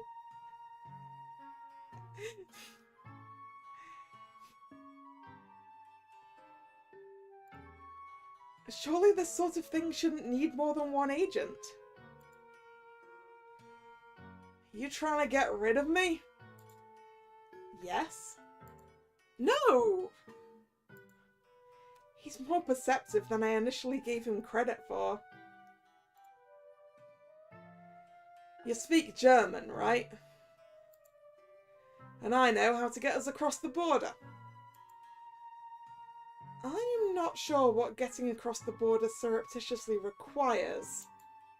I could probably figure out something if push came to shove. I'm resourceful. His confidence in his own skills is assuring, but it doesn't remove my reservations about this partnership. They must have thought we'd make a good team. He offers me a crooked smile, the first one I've seen all night that wasn't at my expense. Is this a peace offering?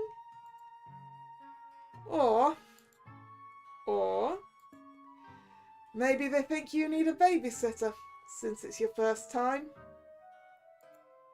In case you fuck up. Ah, there it is. I force a smile in return. Oh, if I fail, rest assured I'm taking you down with me, monsieur. Emile laughs at my parry. Fair enough. I see, he just wants someone to go back and forth with him. This is a game.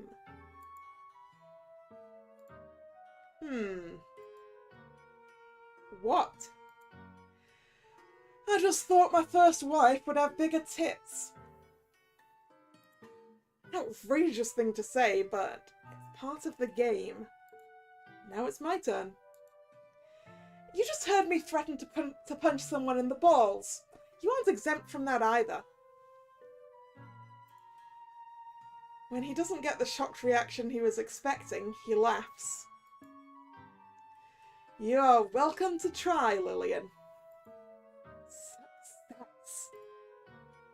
I could have another drink and keep playing, but I have all the information I need now for the mission. And there are things to do before I leave. Packing, for starters. Not to mention a conversation with Margot if she's still awake. Well, I should get going. Ah, come on, seriously? Stay! You were just starting to be fun. I have to get home and start preparing. You should too. He pouts and turns away from me. I watch him silently tip the wine bottle over his glass. A lone drop falls out. He's clearly drunk, but I can't make him go home. Giving up, I slide off of my stool. I'm about to replace my coat, but think better of that when I remember I'm covered in beer. It will be cold, but I'd rather not have to launder the coat too if I can avoid it. I'm only 2 steps away from the bar when Emile calls out to me. Are you planning on going to every train station in Paris, or do you want me to save you that trouble and tell you where we'll meet? Unless you're still trying to get rid of me. He's kidding, but in truth I hadn't eliminated that possibility. It might not be fair to judge someone by a first impression, but he seems challenging. But I owe it to Margot to speak with her first before I write him off entirely. Turning back, I see Emile sitting with his elbow on the bar and his head in his hand. I can already tell he's going to be difficult about this too. Well? He stays mum. His eyes flick down to my stool, signalling that he's waiting for me to sit. I'm running out of patience, but lower myself into the seat, hoping to get this over with sooner rather than later. As soon as I do, he perks up. Another bottle, then? Don't you dare! He grins. Gare de l'Est, platform 3.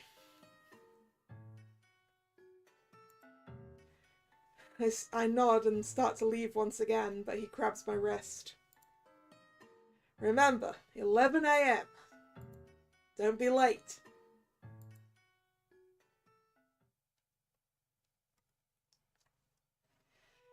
As expected, the night air is unpleasant and chilly against my skin.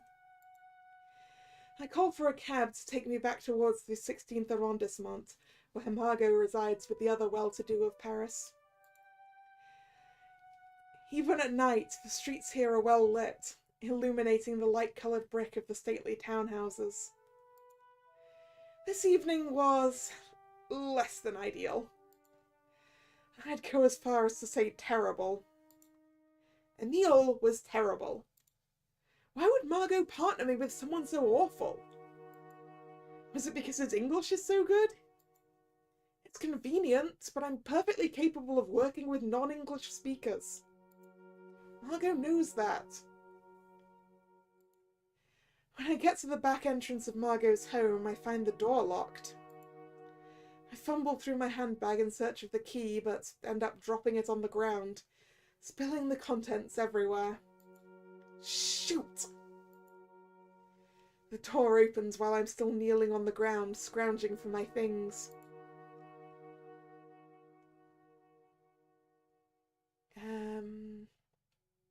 A voice. So, is this going to be Sophie or is this going to be someone else? Mademoiselle Lillian! It is Sophie. Good. I guessed. Sophie greets me, already in her night clothes. Let me help you. As she bends down to help me gather my belongings, she wrinkles her nose, likely in response to the smell of smoke and beer that permeate my clothes. Once my things are restored, Sophie helps me to my feet. Are you all right? She's understandably worried, having never seen me in such a state. As much as I would like to take a bath and change outfits, Margot is waiting for me. Just dandy, Sophie. Where is the madame? In the study? Sophie eyes me warily. Yes, but... Thanks. I thrust my coat into the arms of a bewildered Sophie, then head upstairs. Margot's study is something of a sanctuary to her. When I first started as her companion, it was the one room in the house I was forbidden to enter. It wasn't until I began my training that I was allowed inside. In the daylight, this room had a light, airy feeling like the rest of the house. But in lamplight, the corners felt darker, as if the room shrank to fit Margot alone. At the centre of the room was a set of chairs with curved, spindled edges, chosen for their aesthetic rather than their comfort. No one was meant to sit there for long. Bookshelves lined the walls from floor to ceiling, her private collection. The real purpose of the room was to house Margot's writing desk, where she'd work late into the night if at home. Hanging behind the desk was an imposing full-body portrait of a gorgeous woman in a long, luxurious black gown. This was Margot 30 years ago in her prime. "It's a sergeant," she told me once, "painted before he was cast out of the Parisian salons." John Singer Sargent was considered the leading portraitist of the Edwardian era. His painting, Portrait of Madame X, was considered so scandalous at the time of its exhibition in 1884 that the backlash forced Sargent to leave France for England. At first, the study presented itself as a secret that I was being let in on. I felt unnerved by it and what it represented for this new facet of Margot and I's relationship. Now, however, it simply feels like a base of operations. I knock at the door.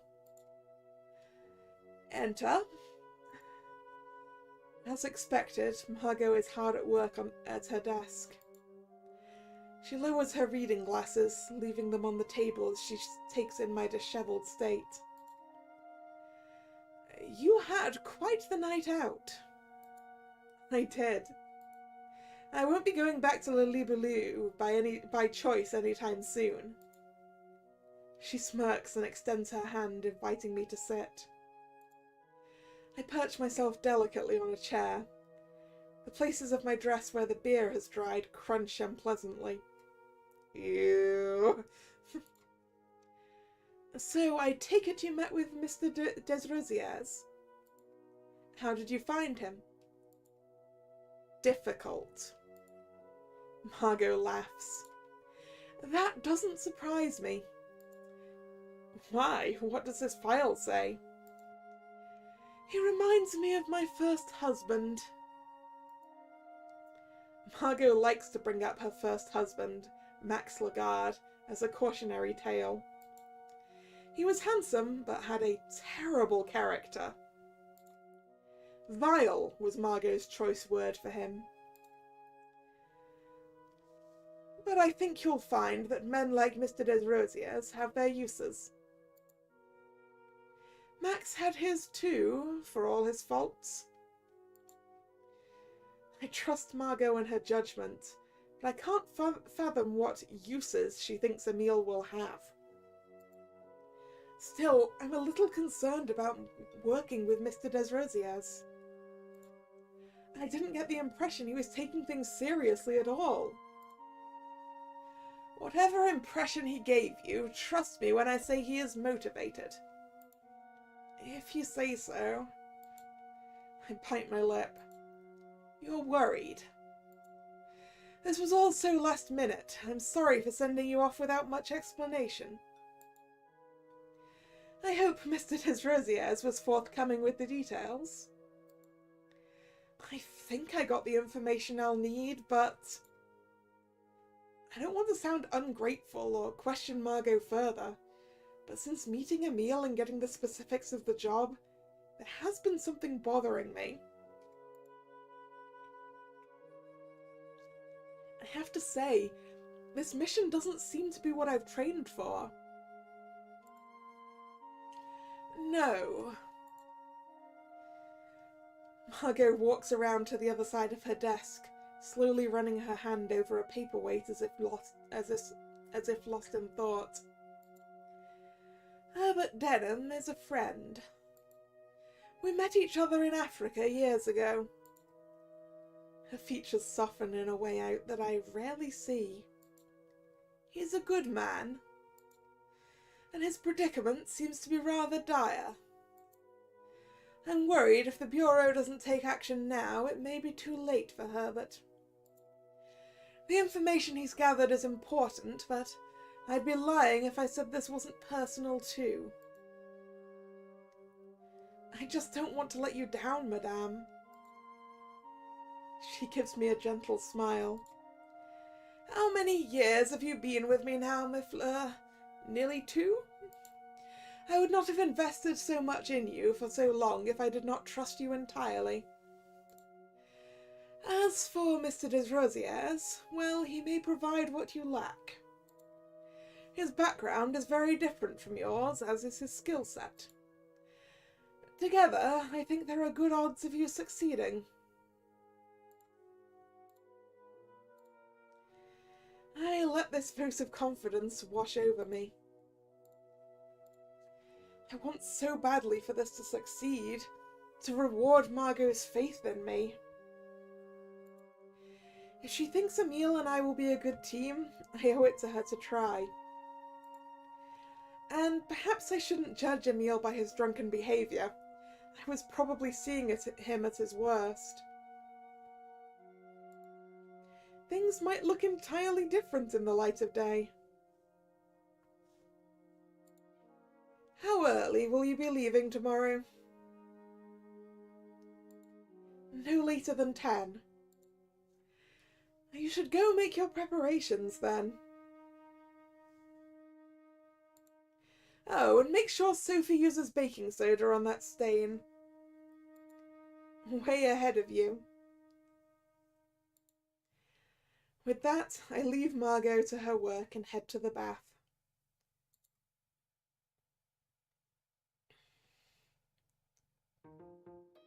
The next morning, I head to La Garde Est with plenty of time. It's crowded here with people coming and going, and especially crowded with soldiers, though I hope they are doing the former. Footsteps echo as travellers run for their trains.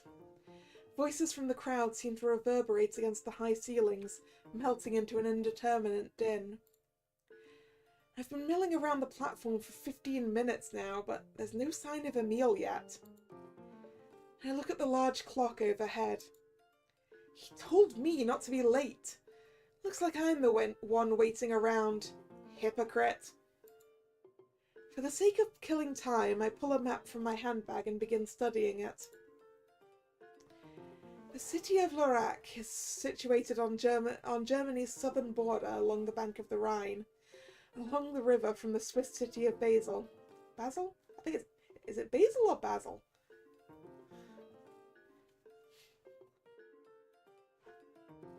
Basel, probably. I don't know.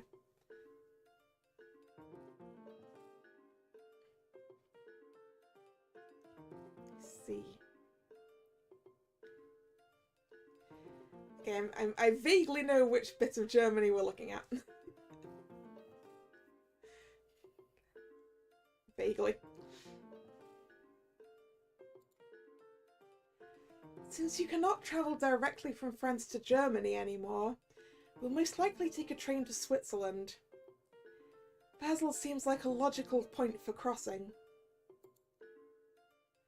My map doesn't refold quite as easily. Do they ever? But after some creative creasing, I managed to get it back down to its original size and shape. I look at the clock again. It's now 11:30 and still no sign of Emile.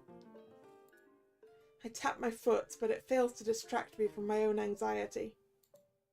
Where the hell is he? He didn't mention our departure time, but I'm starting to worry that we may be cutting it close. I head over to the timetable posted on the wall.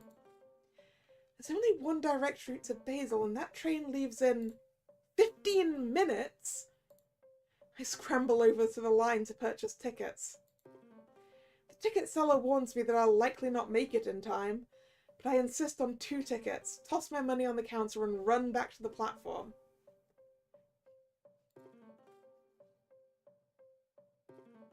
I'm out of breath when I get there, but the train is still boarding. Whipping my head around, I search for Emil, but to no avail. If I board this train now, I'll be on my own. He may or may not catch up. If we weren't on this train, I'm not sure we'll get to Lurac today. Margot did warn me that time was of the essence. One of the attendants sticks his head out of the vestibule. Are you boarding, miss? Hopefully he hasn't already bought tickets for us. He probably has, right? But if he had, wouldn't he be on the platform already? Ooh, choices. Are we confident that this is the train that he was intending on getting? Board the train and leave without him, or wait for him and miss the train. He could already be on the train. It's entirely possible he's already on the train, right? Right?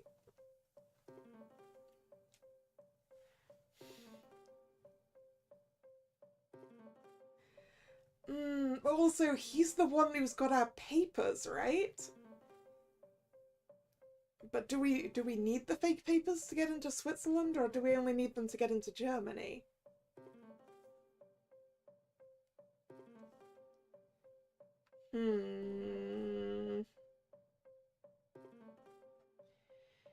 He's the one who said don't be late, and now he is late, unless he was already here and already on the train. I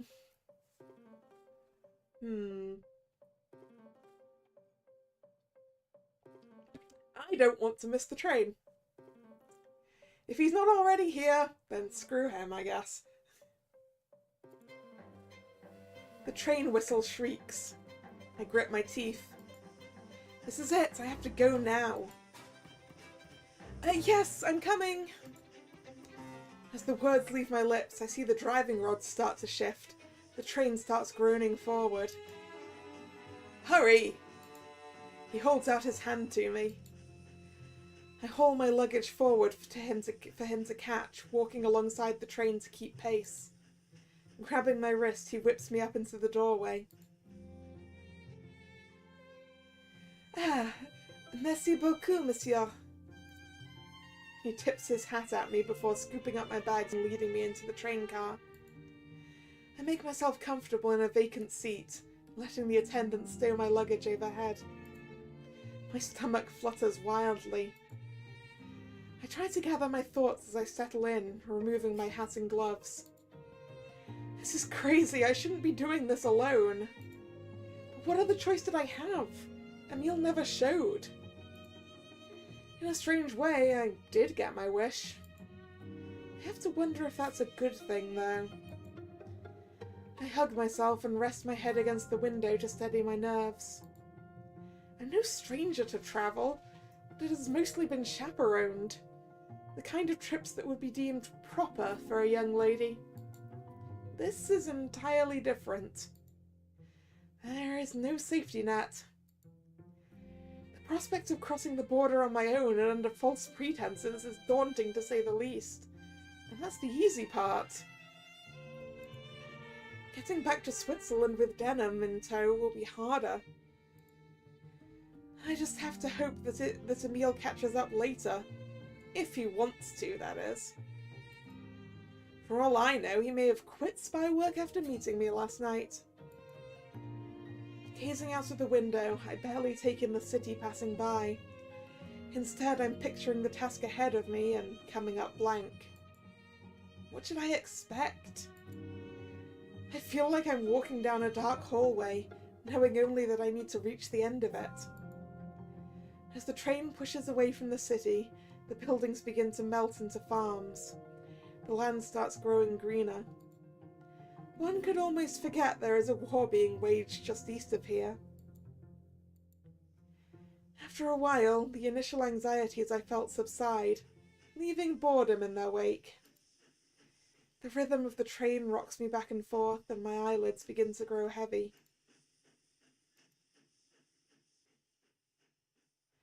No! I can't fall asleep, not when travelling alone. I need something to keep me awake. Perhaps a game. What can you tell me about that person? This is a question Margot asked me often when she first took me in. It was her way of testing my observation skills and deductive reasoning. I covertly direct my attention to my fellow passengers. On the opposite side of the car is a small family. The mother is dressed in black. She's in mourning. The father is nowhere to be seen, perhaps lost at the front. Her two children, a boy and a girl, look too young to be of much help to their exhausted mother. The girl tugs on her mother's skirts, begging for her mother to kiss the winking doll clutched in her other arm. The boy swings his skinny legs back and forth, kicking the seat in front of them. I hope this family is on their way to a relative who might provide assistance. Little ones are a handful, even in the best of times. A few seats over from the family is a pair of nuns. The elder of the two has a sheen coating her face. I suppose their habits must be very warm. Then again, the younger of the two seems perfectly comfortable. So comfortable that she's starting to nod off. The elder nun is watching her companion, waiting.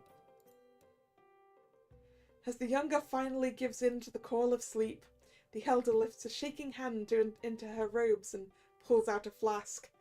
Oh no! I guess she has a drinking problem. God is still watching, sister.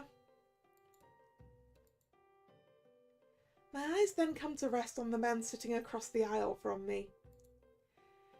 There is no silver in his blonde hair, but there are the slightest lines near his eyes.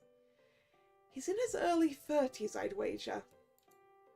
His suit is pressed and well cared for, but not ostentatious. He's definitely not a soldier. Perhaps he has the connections to avoid the front. The newspaper opened in front of him seems to have his rapt attention. He appears to be travelling alone, which could mean he's here on business. A salesman, perhaps? I'd certainly buy whatever he had to sell. I wince at myself. Down, girl! But he is handsome, and there's no ring on his finger. Interesting. I watch his eyes scan the contents of his newspaper. They're brown. No, lighter. Maybe hazel? Suddenly, those hazel eyes are locked with mine. I instinctively look away. Damn! I should have been more subtle while making my observations.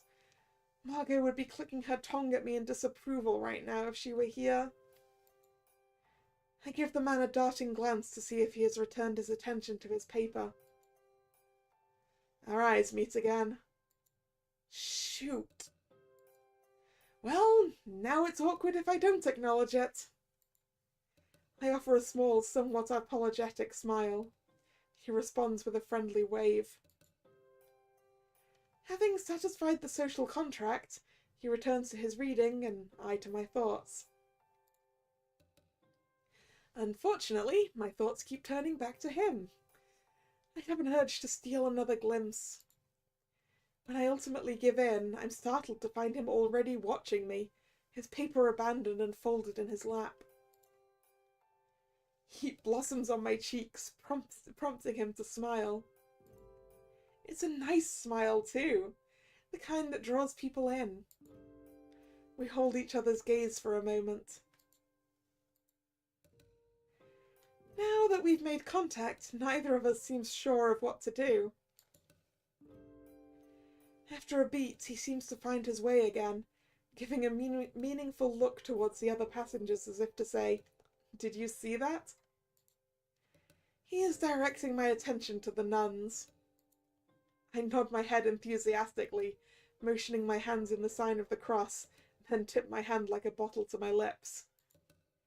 We both look back to the nun just in time to see her sneak another swig from her flask, causing us both to laugh. I finally lean over the aisle to speak to him. Do you suppose that's holy water or sacrificial wine? He knits his brow, then offers an apologetic smile. I'm sorry, my French isn't that good. Oh! My eyes fall down to the paper on his lap. Deutsche Allgemeine Zeitung. That's a German paper. How did I not notice that before? This may be a chance to practice my skills. Just a second. I need to go get some more water so I can keep going with this. I will be right back.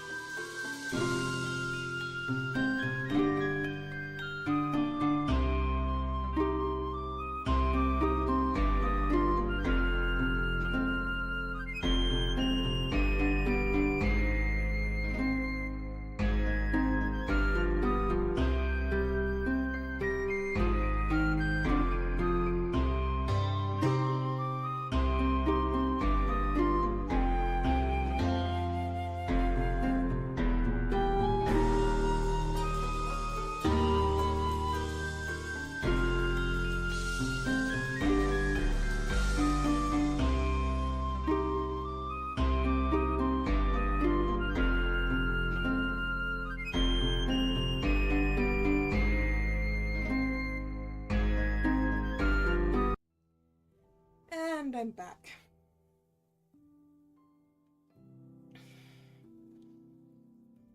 Time for German, I guess. I repeat my joke.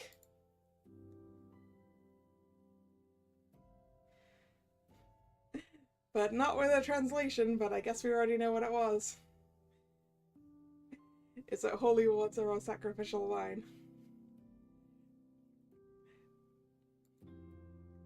A look of delighted surprise crosses his face.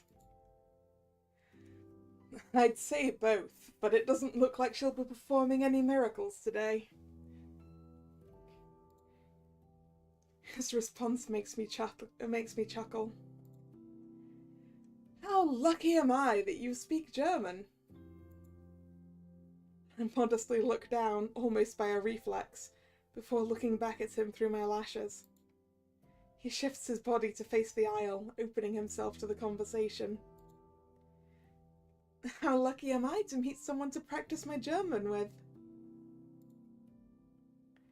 I have to say, it's rather bold of you to be reading a German newspaper on a train full of French people. He gives a self-effacing shrug. I thought I could get away with it since it isn't so crowded here. You are very observant. Are you American? How did... Forgive me, I was guessing based on your accent. The way he enunciates his English almost sounds British. He must have learned in some fancy European school. Does he come from money? Your German is very good, though, as is your French, I'm assuming. Well, I still have work to do if you could tell that I was an American right away. Not at all.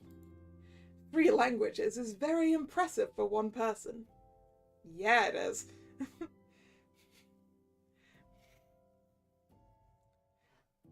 I mean, fluency in 2 languages is impressive, let alone 3.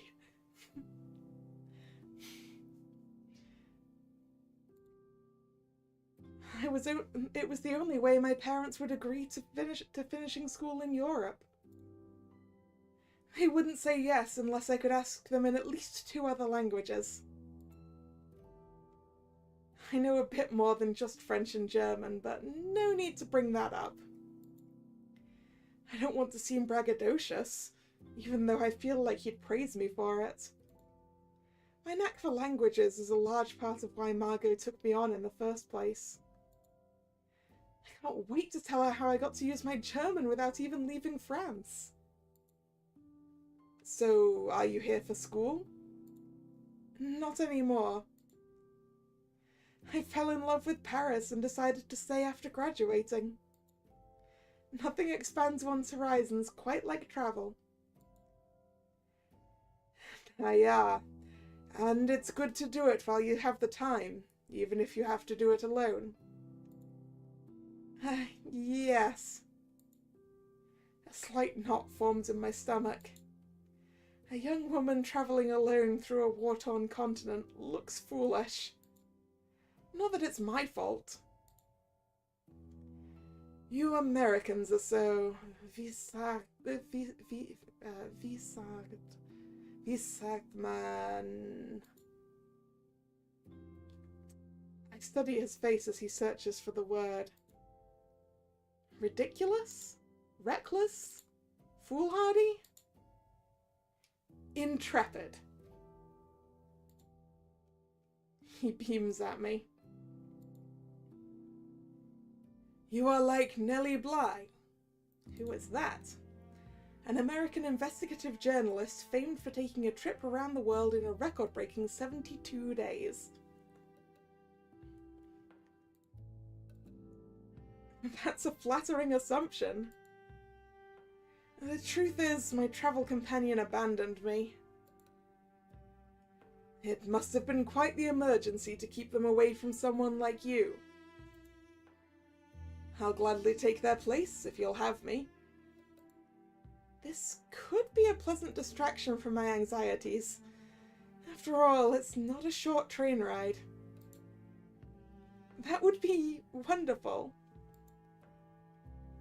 He smiles as he slips across the aisle to sit with me. With him so near now, I can't help but feel a little giddy. He will definitely be distracting. As he gets settled, a stray blonde hair comes loose from his pomaded head and falls over one of his eyes. He doesn't brush it back, instead giving me his full attention. He's oddly carefree for someone so seemingly put together. What should I call you, Fraulein? I'm Lillian. Oh, you want me to call you by your first name? It suddenly occurs to me that he might see this as rude or presumptuous. Sorry, that isn't customary here, is it? No, but for you, I'll make an exception. I'm Anton. So, what's waiting for you in Switzerland, Lillian? My lips part, ready with an answer, then abruptly close. Since I boarded the train so quickly, I haven't really given proper thought to my cover story. His brows knit together in concern as I flounder. visit to relatives is a safe enough reason to give. No one wants to get too deep into someone else's family business. I'm visiting an uncle. Another expat like me. So it runs in the family then? Yes, wanderlust must be hereditary. He chuckles. You have a wonderful sense of humor. That's not hereditary, I'm afraid. My father especially. He thinks W.C. Fields is a buffoon. An American comedian and stage performer. Okay. I have a brother who is the same way. Nothing is funny to that man. Sounds like the two of us are the black sheep of our families, then. Black sheep? The ones who stand out from the rest of the flock. Oop. That's cute. I can't take credit, it's just one of those phrases. We Germans have a lot of those, but they're mostly about sausage. You're joking. I am not. For example, we say, oh boy.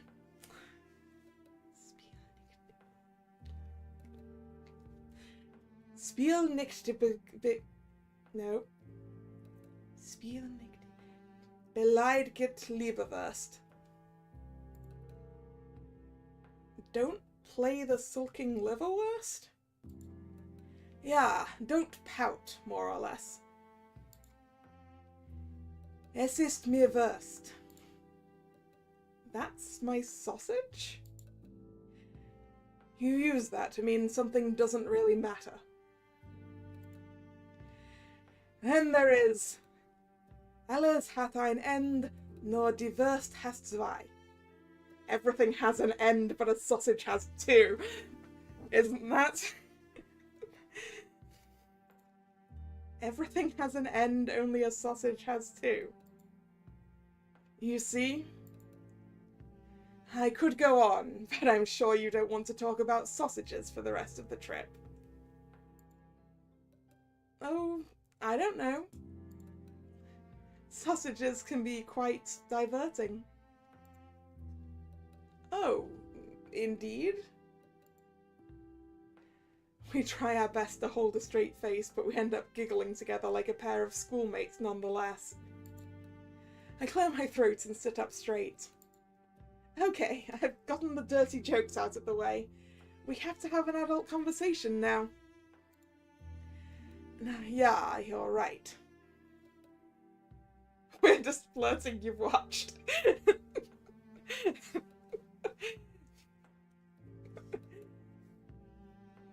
Analogies to sausages, yes. What do adults talk about? Banks?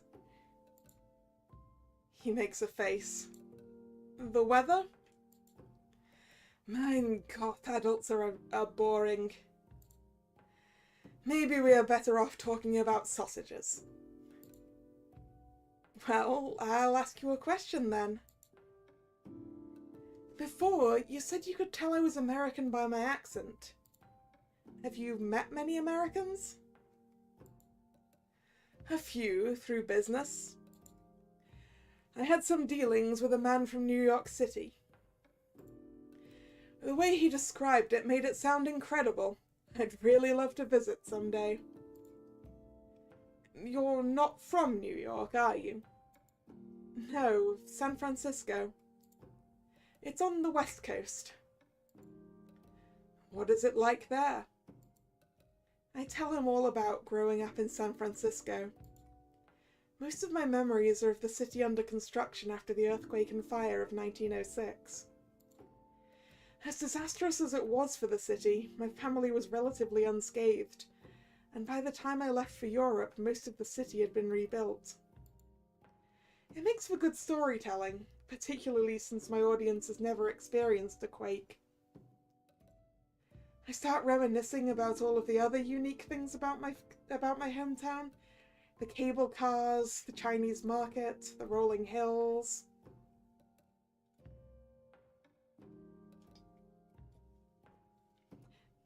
Cable cars here being the tram type of cable car, if I remember from San Francisco. It still feels weird them being called cable cars when I think of gondolas when I when I read cable cars.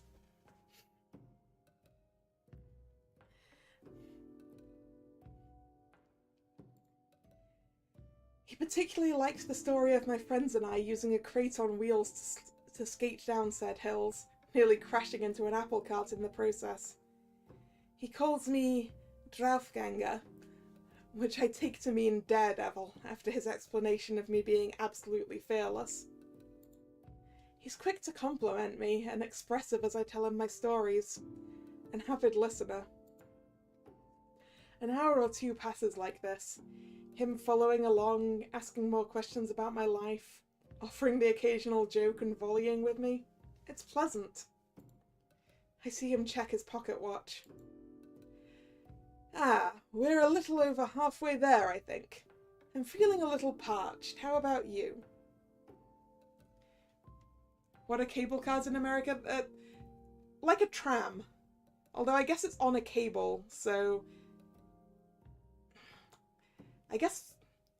Yeah, since it's going up hills, maybe it's more of a funicular.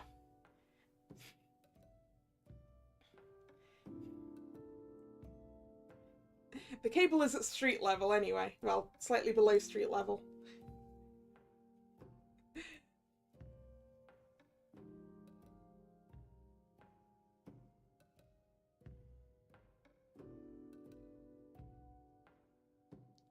Yeah, I guess funicular is probably more appropriate.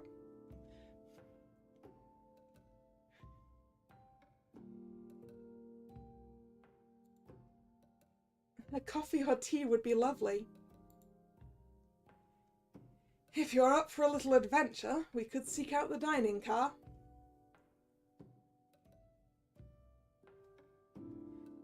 You'll just stick to trusty old trains instead. Yeah. That's fair.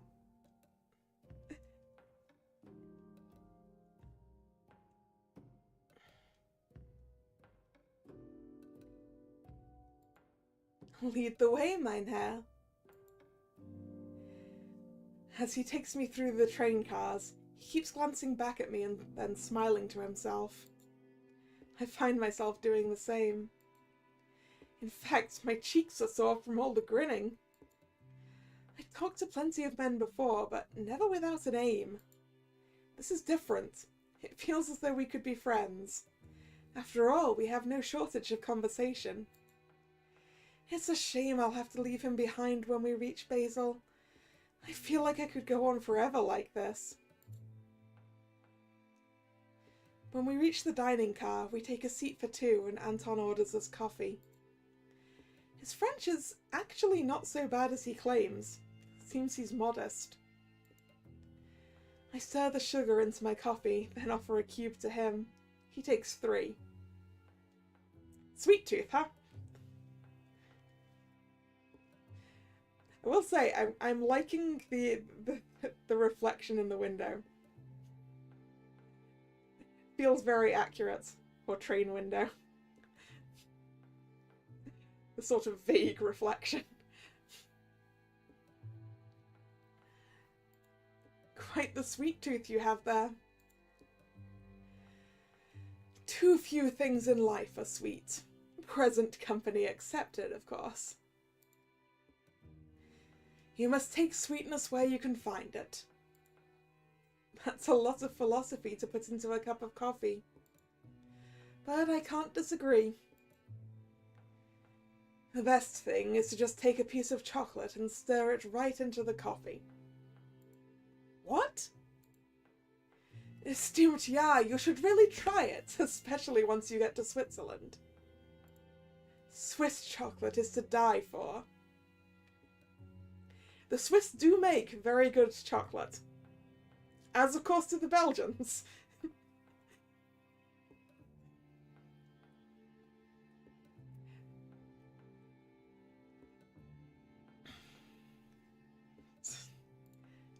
Do you have any other Swiss recommendations? Saffron risotto. It is a speciality. Saffron? It is a spice that looks like little red threads. People call it red gold because the threads must be hand-picked from the centre of a small purple flower that only blooms in the fall. That makes it hard to come by. Yep, saffron is expensive. But the red is such a beautiful colour, not unlike your hair. Normally, I don't like people commenting on my hair. It always makes me feel self-conscious. When he does it though, somehow I don't mind. The saffron turns everything that cooks with it to a brilliant orange. And it smells almost like honey. That sounds like heaven. It is. His gaze lingers on me a moment as I sip my coffee. I realise with some embarrassment that he's watching my lips. I blush, but he just smiles. I have to say, I don't think I've had a more pleasant train ride. He pauses, mulling over his words. Anton? Suddenly he waves his hand. His reverie is seemingly broken. It's nothing. He changes the subject, asking me about where else in Europe I've been. I want to know what he was about to say, but it seems impolite to press it. He pays for our coffees and we head back to our seats.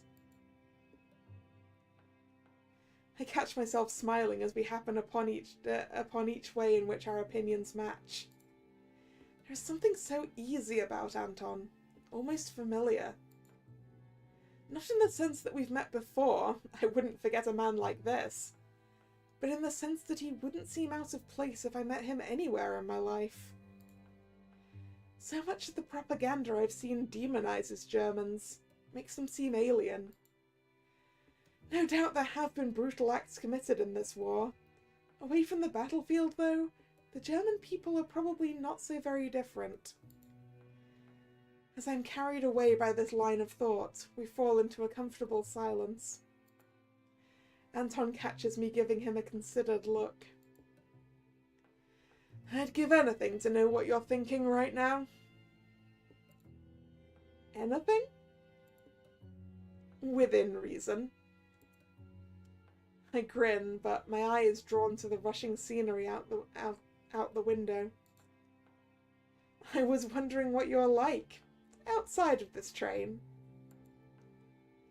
How you spend your days. I see his reflection frown. I'm sure that can't be interesting to you. You wanted to know what I was thinking. That's the truth. And you did say you'd give anything. So, I think I'll take my payment in the form of an answer. I'm tired of talking about myself. Well, most of my time goes to work. It sounds like you don't like your work. I don't particularly. And when I'm home, I'm doing what I can to keep my family happy. A life of obligation and duty. There is something a little lonely in his eyes, and it feels contagious. My life isn't free of duties and obligations either, but I don't want to think of any of that now. I'd much rather forget them and just be in the moment. I notice Anton has joined me in looking out of the window. His solemnity leaves me feeling a bit guilty. I didn't mean to make you sad. For a split second, he seems surprised, but then he shakes his head with a smile. You did no such thing. It's my fault. My mind drifts to the negative and, well, it catches one off guard. Can I share something with you? Something that might sound a bit selfish. I shift myself in my seat to face him head on. Every day I do one thing that is entirely for myself. Every day? Every day. I'll give myself an extra 10 minutes in the bath, or I'll take the long way home so I can stop at the bakery that does the best croissants. Don't laugh, they're very good croissants. Such a hedonist. I slap his shoulder playfully. You ought to give it a try. Promising me you will? I find myself clutching at his sleeve, asking with far more earnestness than warranted. He surveys me with amusement before answering. Are you sure you wouldn't rather ask for something else? I tilt my head, puzzled by the question. Because I think I'd promise you just about anything right now. I feel myself grow hot. I force my eyes to my lap to avoid his penetrating gaze, knowing I might melt if I meet it. I can't remember the last time a man made me feel shy. I brush off most advances with an eye roll. But Anton's words make me break into a wide grin. He leans over, attempting to catch my eye, clearly tickled by my reaction. Why are you looking away like that? Have I said something awkward? No. It just made me happy. As our train comes to a stop, I find myself throwing darting glances at Anton. He returns them with smiles, pleased at his effect on me. We stand and start gathering our belongings. I find my hat box stowed on the luggage rack just out of my reach. Anton has no trouble retrieving it for me. It's a good thing I made friends with someone so tall. I hope I brought more to the table than my height. When you're as short as I am, 5 hours of conversation is a small price to pay to ensure I'll get my things back at the end of a journey. I should have seen it coming. Indeed. So the question is now, do I continue allowing you to use me, or let you manage on your own? Your assistance would be greatly appreciated in the matter, mein Herr. He mocks giving the matter consideration until I start batting my lashes at him. Well, I can't say no to that. With that, he picks up my bags and escorts me through the train car. As we exit the train, he is the picture of a gentleman, offering his hand to assist not only me, but also the tipsy nun and her sleepy companion. Through the joking and teasing, his arm is strong and steady. Just being with him is so pleasant that I almost forget where we are. The crowds on the platform seem to vanish from my periphery as we walk side by side. It isn't until we come to a halt that the haze lifts. He looks reluctant as he sets down my bags. Well, Lillian, this is where we must part. My heart sinks. These words shouldn't be a surprise. Things were always going to end this way. It was inevitable. But I foolishly hadn't acknowledged this much until now. It takes a moment for reason to return to me. It was an unexpected pleasure, Anton. He smiles wistfully. Where will you go from here? Home. Back to Berlin. I nod, unsure of what to say now. A silence descends on us, and Anton starts to look sheepish and uncomfortable. The confidence that seemed so much a part of Anton before leaves him. He stares at his feet for a moment before finding my eyes again. I don't suppose that I could write to you? My mouth goes dry. All of the reasons why such a correspondence would be out of the question suddenly flood my mind. I work for the Dizzyam Bureau. I can't just exchange letters with someone from an enemy state. For everything that Anton is, sweet, funny, and a perfect gentleman, it doesn't change the fact that he is also a German national, and we are at war.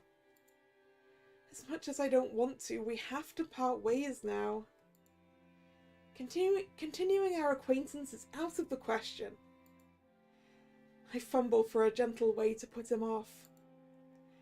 My situation in Paris isn't really permanent, and I don't know where I will go next.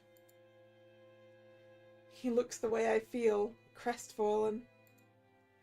If I didn't have other responsibilities. As it stands, I have no choice but to turn him down. I can't even offer him a proper explanation. I watch his face and my gut wrenches. I see. Well, if you ever find yourself in Berlin, perhaps you could look me up. Reaching into his breast pocket, he pulls out a card and hands it to me. Shootman Stahlworks? And by the looks of it, it's a family business. Stahlwerk. Steel mill in German. The Shootman family made their money in manufacturing. Yeah. So the family business is a steel mill. The family business. If you contact the office, they'll know how to reach me. Sure, if I'm ever in Berlin. I agree, although I know it to be extremely unlikely. The war would have to end, and it won't be over anytime soon. He probably thinks the worst of me now. I want to kick myself. Yeah, so I hope you enjoy your visit with your uncle. Auf Wiedersehen, Lillian. And goodbye, Anton. He opens his mouth like he has something else to say, but opts for a tip of his hat instead. He turns on his heel and soon disappears into the crowded platform. As I stare at the spot Anton was a moment ago, a curious sense of loss washes over me. I've always looked at my career with the DB as something that would free me from the confines of a normal life. I never thought about things I would miss out on, like meeting someone by happenstance and pursuing that relationship. My life isn't really my own anymore. I stare down at my feet, not quite willing to move. I have to go, I know I do, but I'm stuck where I stand. If I take a step, then my mission officially begins. This is what I've wanted, though. Since the moment Margot sat me down and presented the idea of training under her, I've been working diligently to get where I am now. So why am I torn? She promised me excitement, but more importantly, she promised me that what I did would have an impact. All that is coming true. Now I'm on a mission and someone's life is in my hands. Herbert Denham is counting on me. I can't falter. Not now I'm at the precipice. Putting Anton Shootman behind me, I take a deep breath and start walking across the platform. First things first, I need to send word back to Margot. Heading to the concourse, I search for a telegraph exchange. E not at station, proceeded alone. At least now Margot will know what happened. Maybe she can figure out Emil's whereabouts? With that taken care of, I prepare to enter enemy territory, Germany. The Badischer Bahnhof is an odd train station. It technically resides on the Swiss side of the Rhine, but a series of subterranean tunnels lead to the German border. I follow the posted signage until I reach the back of a long line. Please have your papers ready. It used to be that you could cross borders without any trouble. Since the war broke out, entering most countries requires some sort of travel documentation. I pull out my passport and check it. There should be no issue with mine. After all, Germany is not at war with America. But the last stamp shows that I've been staying in France. Will that be an issue? The line creeps forward slowly as the guards check each person's papers. I'm almost to the front of the line now. Just stay calm. Next. Bored civil servant. Let's hope his ennui has left him inattentive. I report to the window and slide my passport under the glass. The guard inspects it for a moment before giving me an expectant look. And your travel license? What? You need a passport and a travel license to enter. But I don't have a license. Then you will have to go back to... He glances back at my passport. Paris. I don't have time to go all the way back to Paris. I've got to think of something fast. I'm sorry, miss. Please step out of line. I need a reason to be here that's time sensitive. Maybe I'm still visiting relatives, but someone is on their deathbed. I must see my uncle, though. He's sick. The guard looks at me with exhaustion, but I can see there's a dash of pity there as well. I'll use that. I turn my face away for a moment and gently rub my eyes. Hopefully it reads like I'm trying to compose myself. When I look back at him, I keep my eyes wide and will myself not to blink. Right on cue, they start to water. He's very sick. Think sad thoughts. What if I don't make it back in time? The tears start to flow down my cheeks. I quicken my breathing. I can't. I hear grumbles of impatience from the people waiting in line behind me.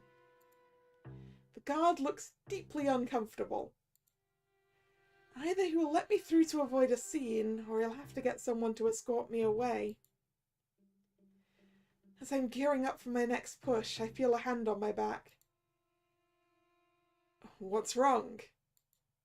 It's... Anton? Uh-oh!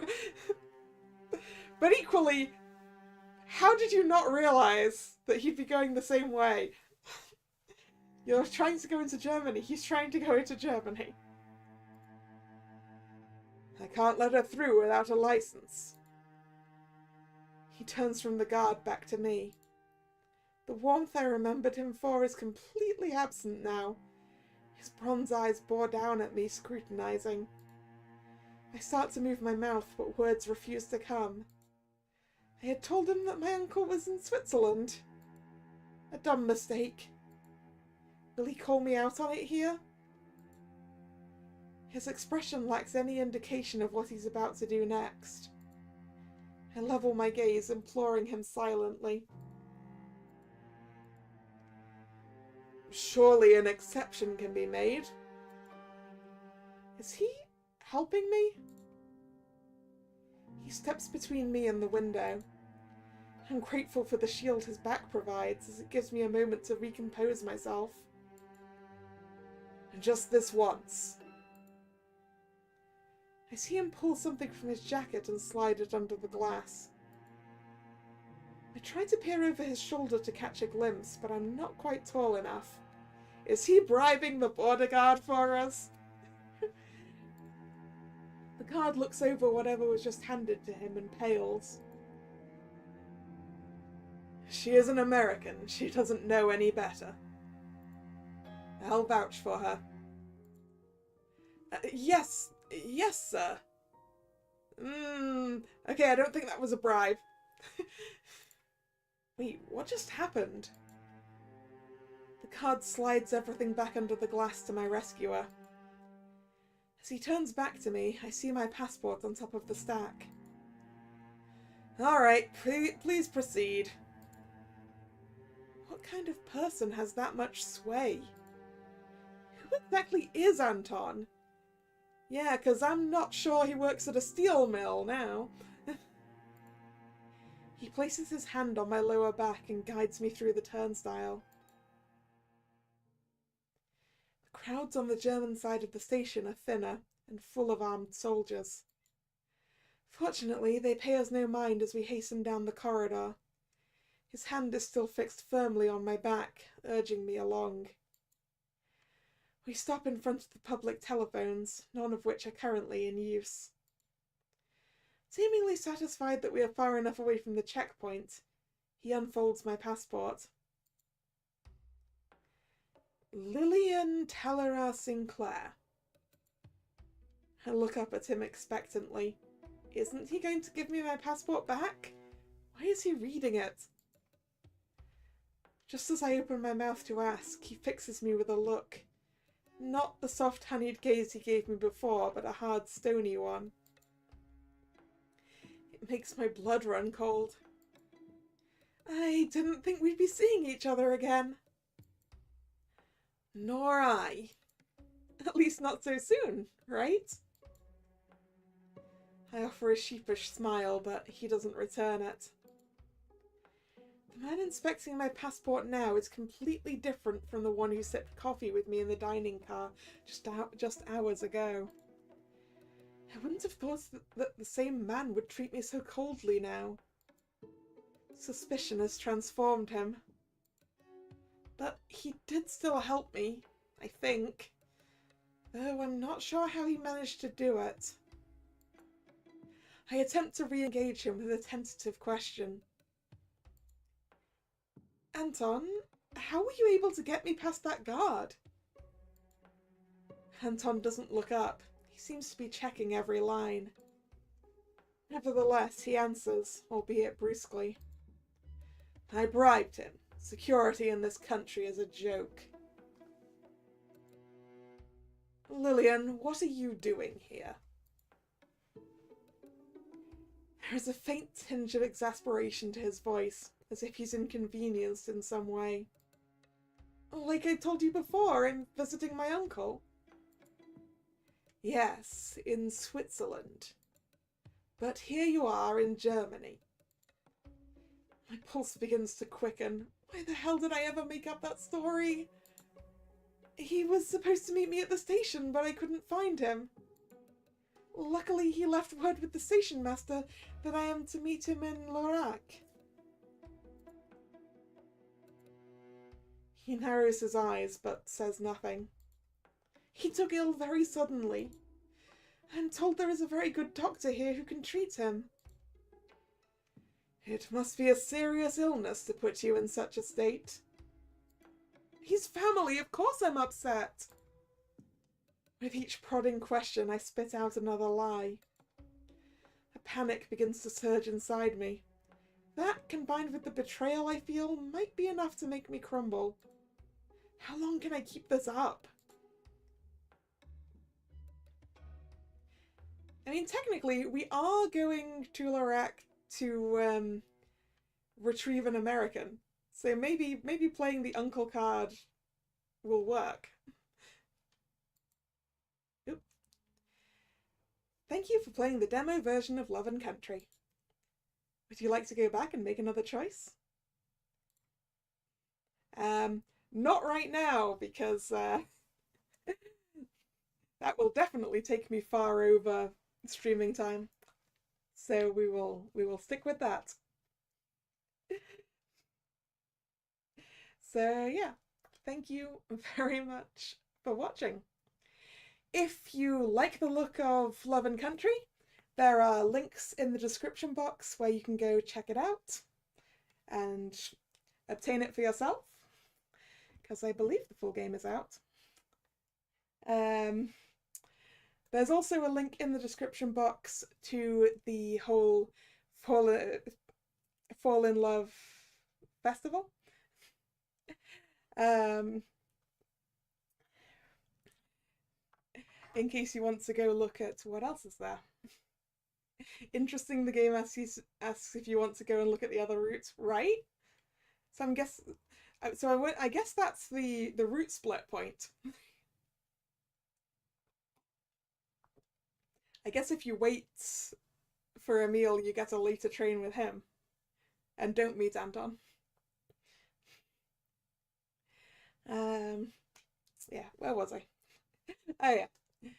Also, if you've enjoyed the stream, maybe consider subscribing to the channel. You can also follow me over on social media, that is linked also in the description box. The streaming schedule for this channel goes up both over there on social media and over here on YouTube in the posts tab of the channel. The next scheduled stream is tomorrow, 7 p.m, for the last demo that I'm doing for this festival, which is Okami Okami, which I believe is about being reincarnated as a fox girl. So that should be fun. So yeah, thank you very much for coming, and I'll see you then or another time. See ya. Bye bye.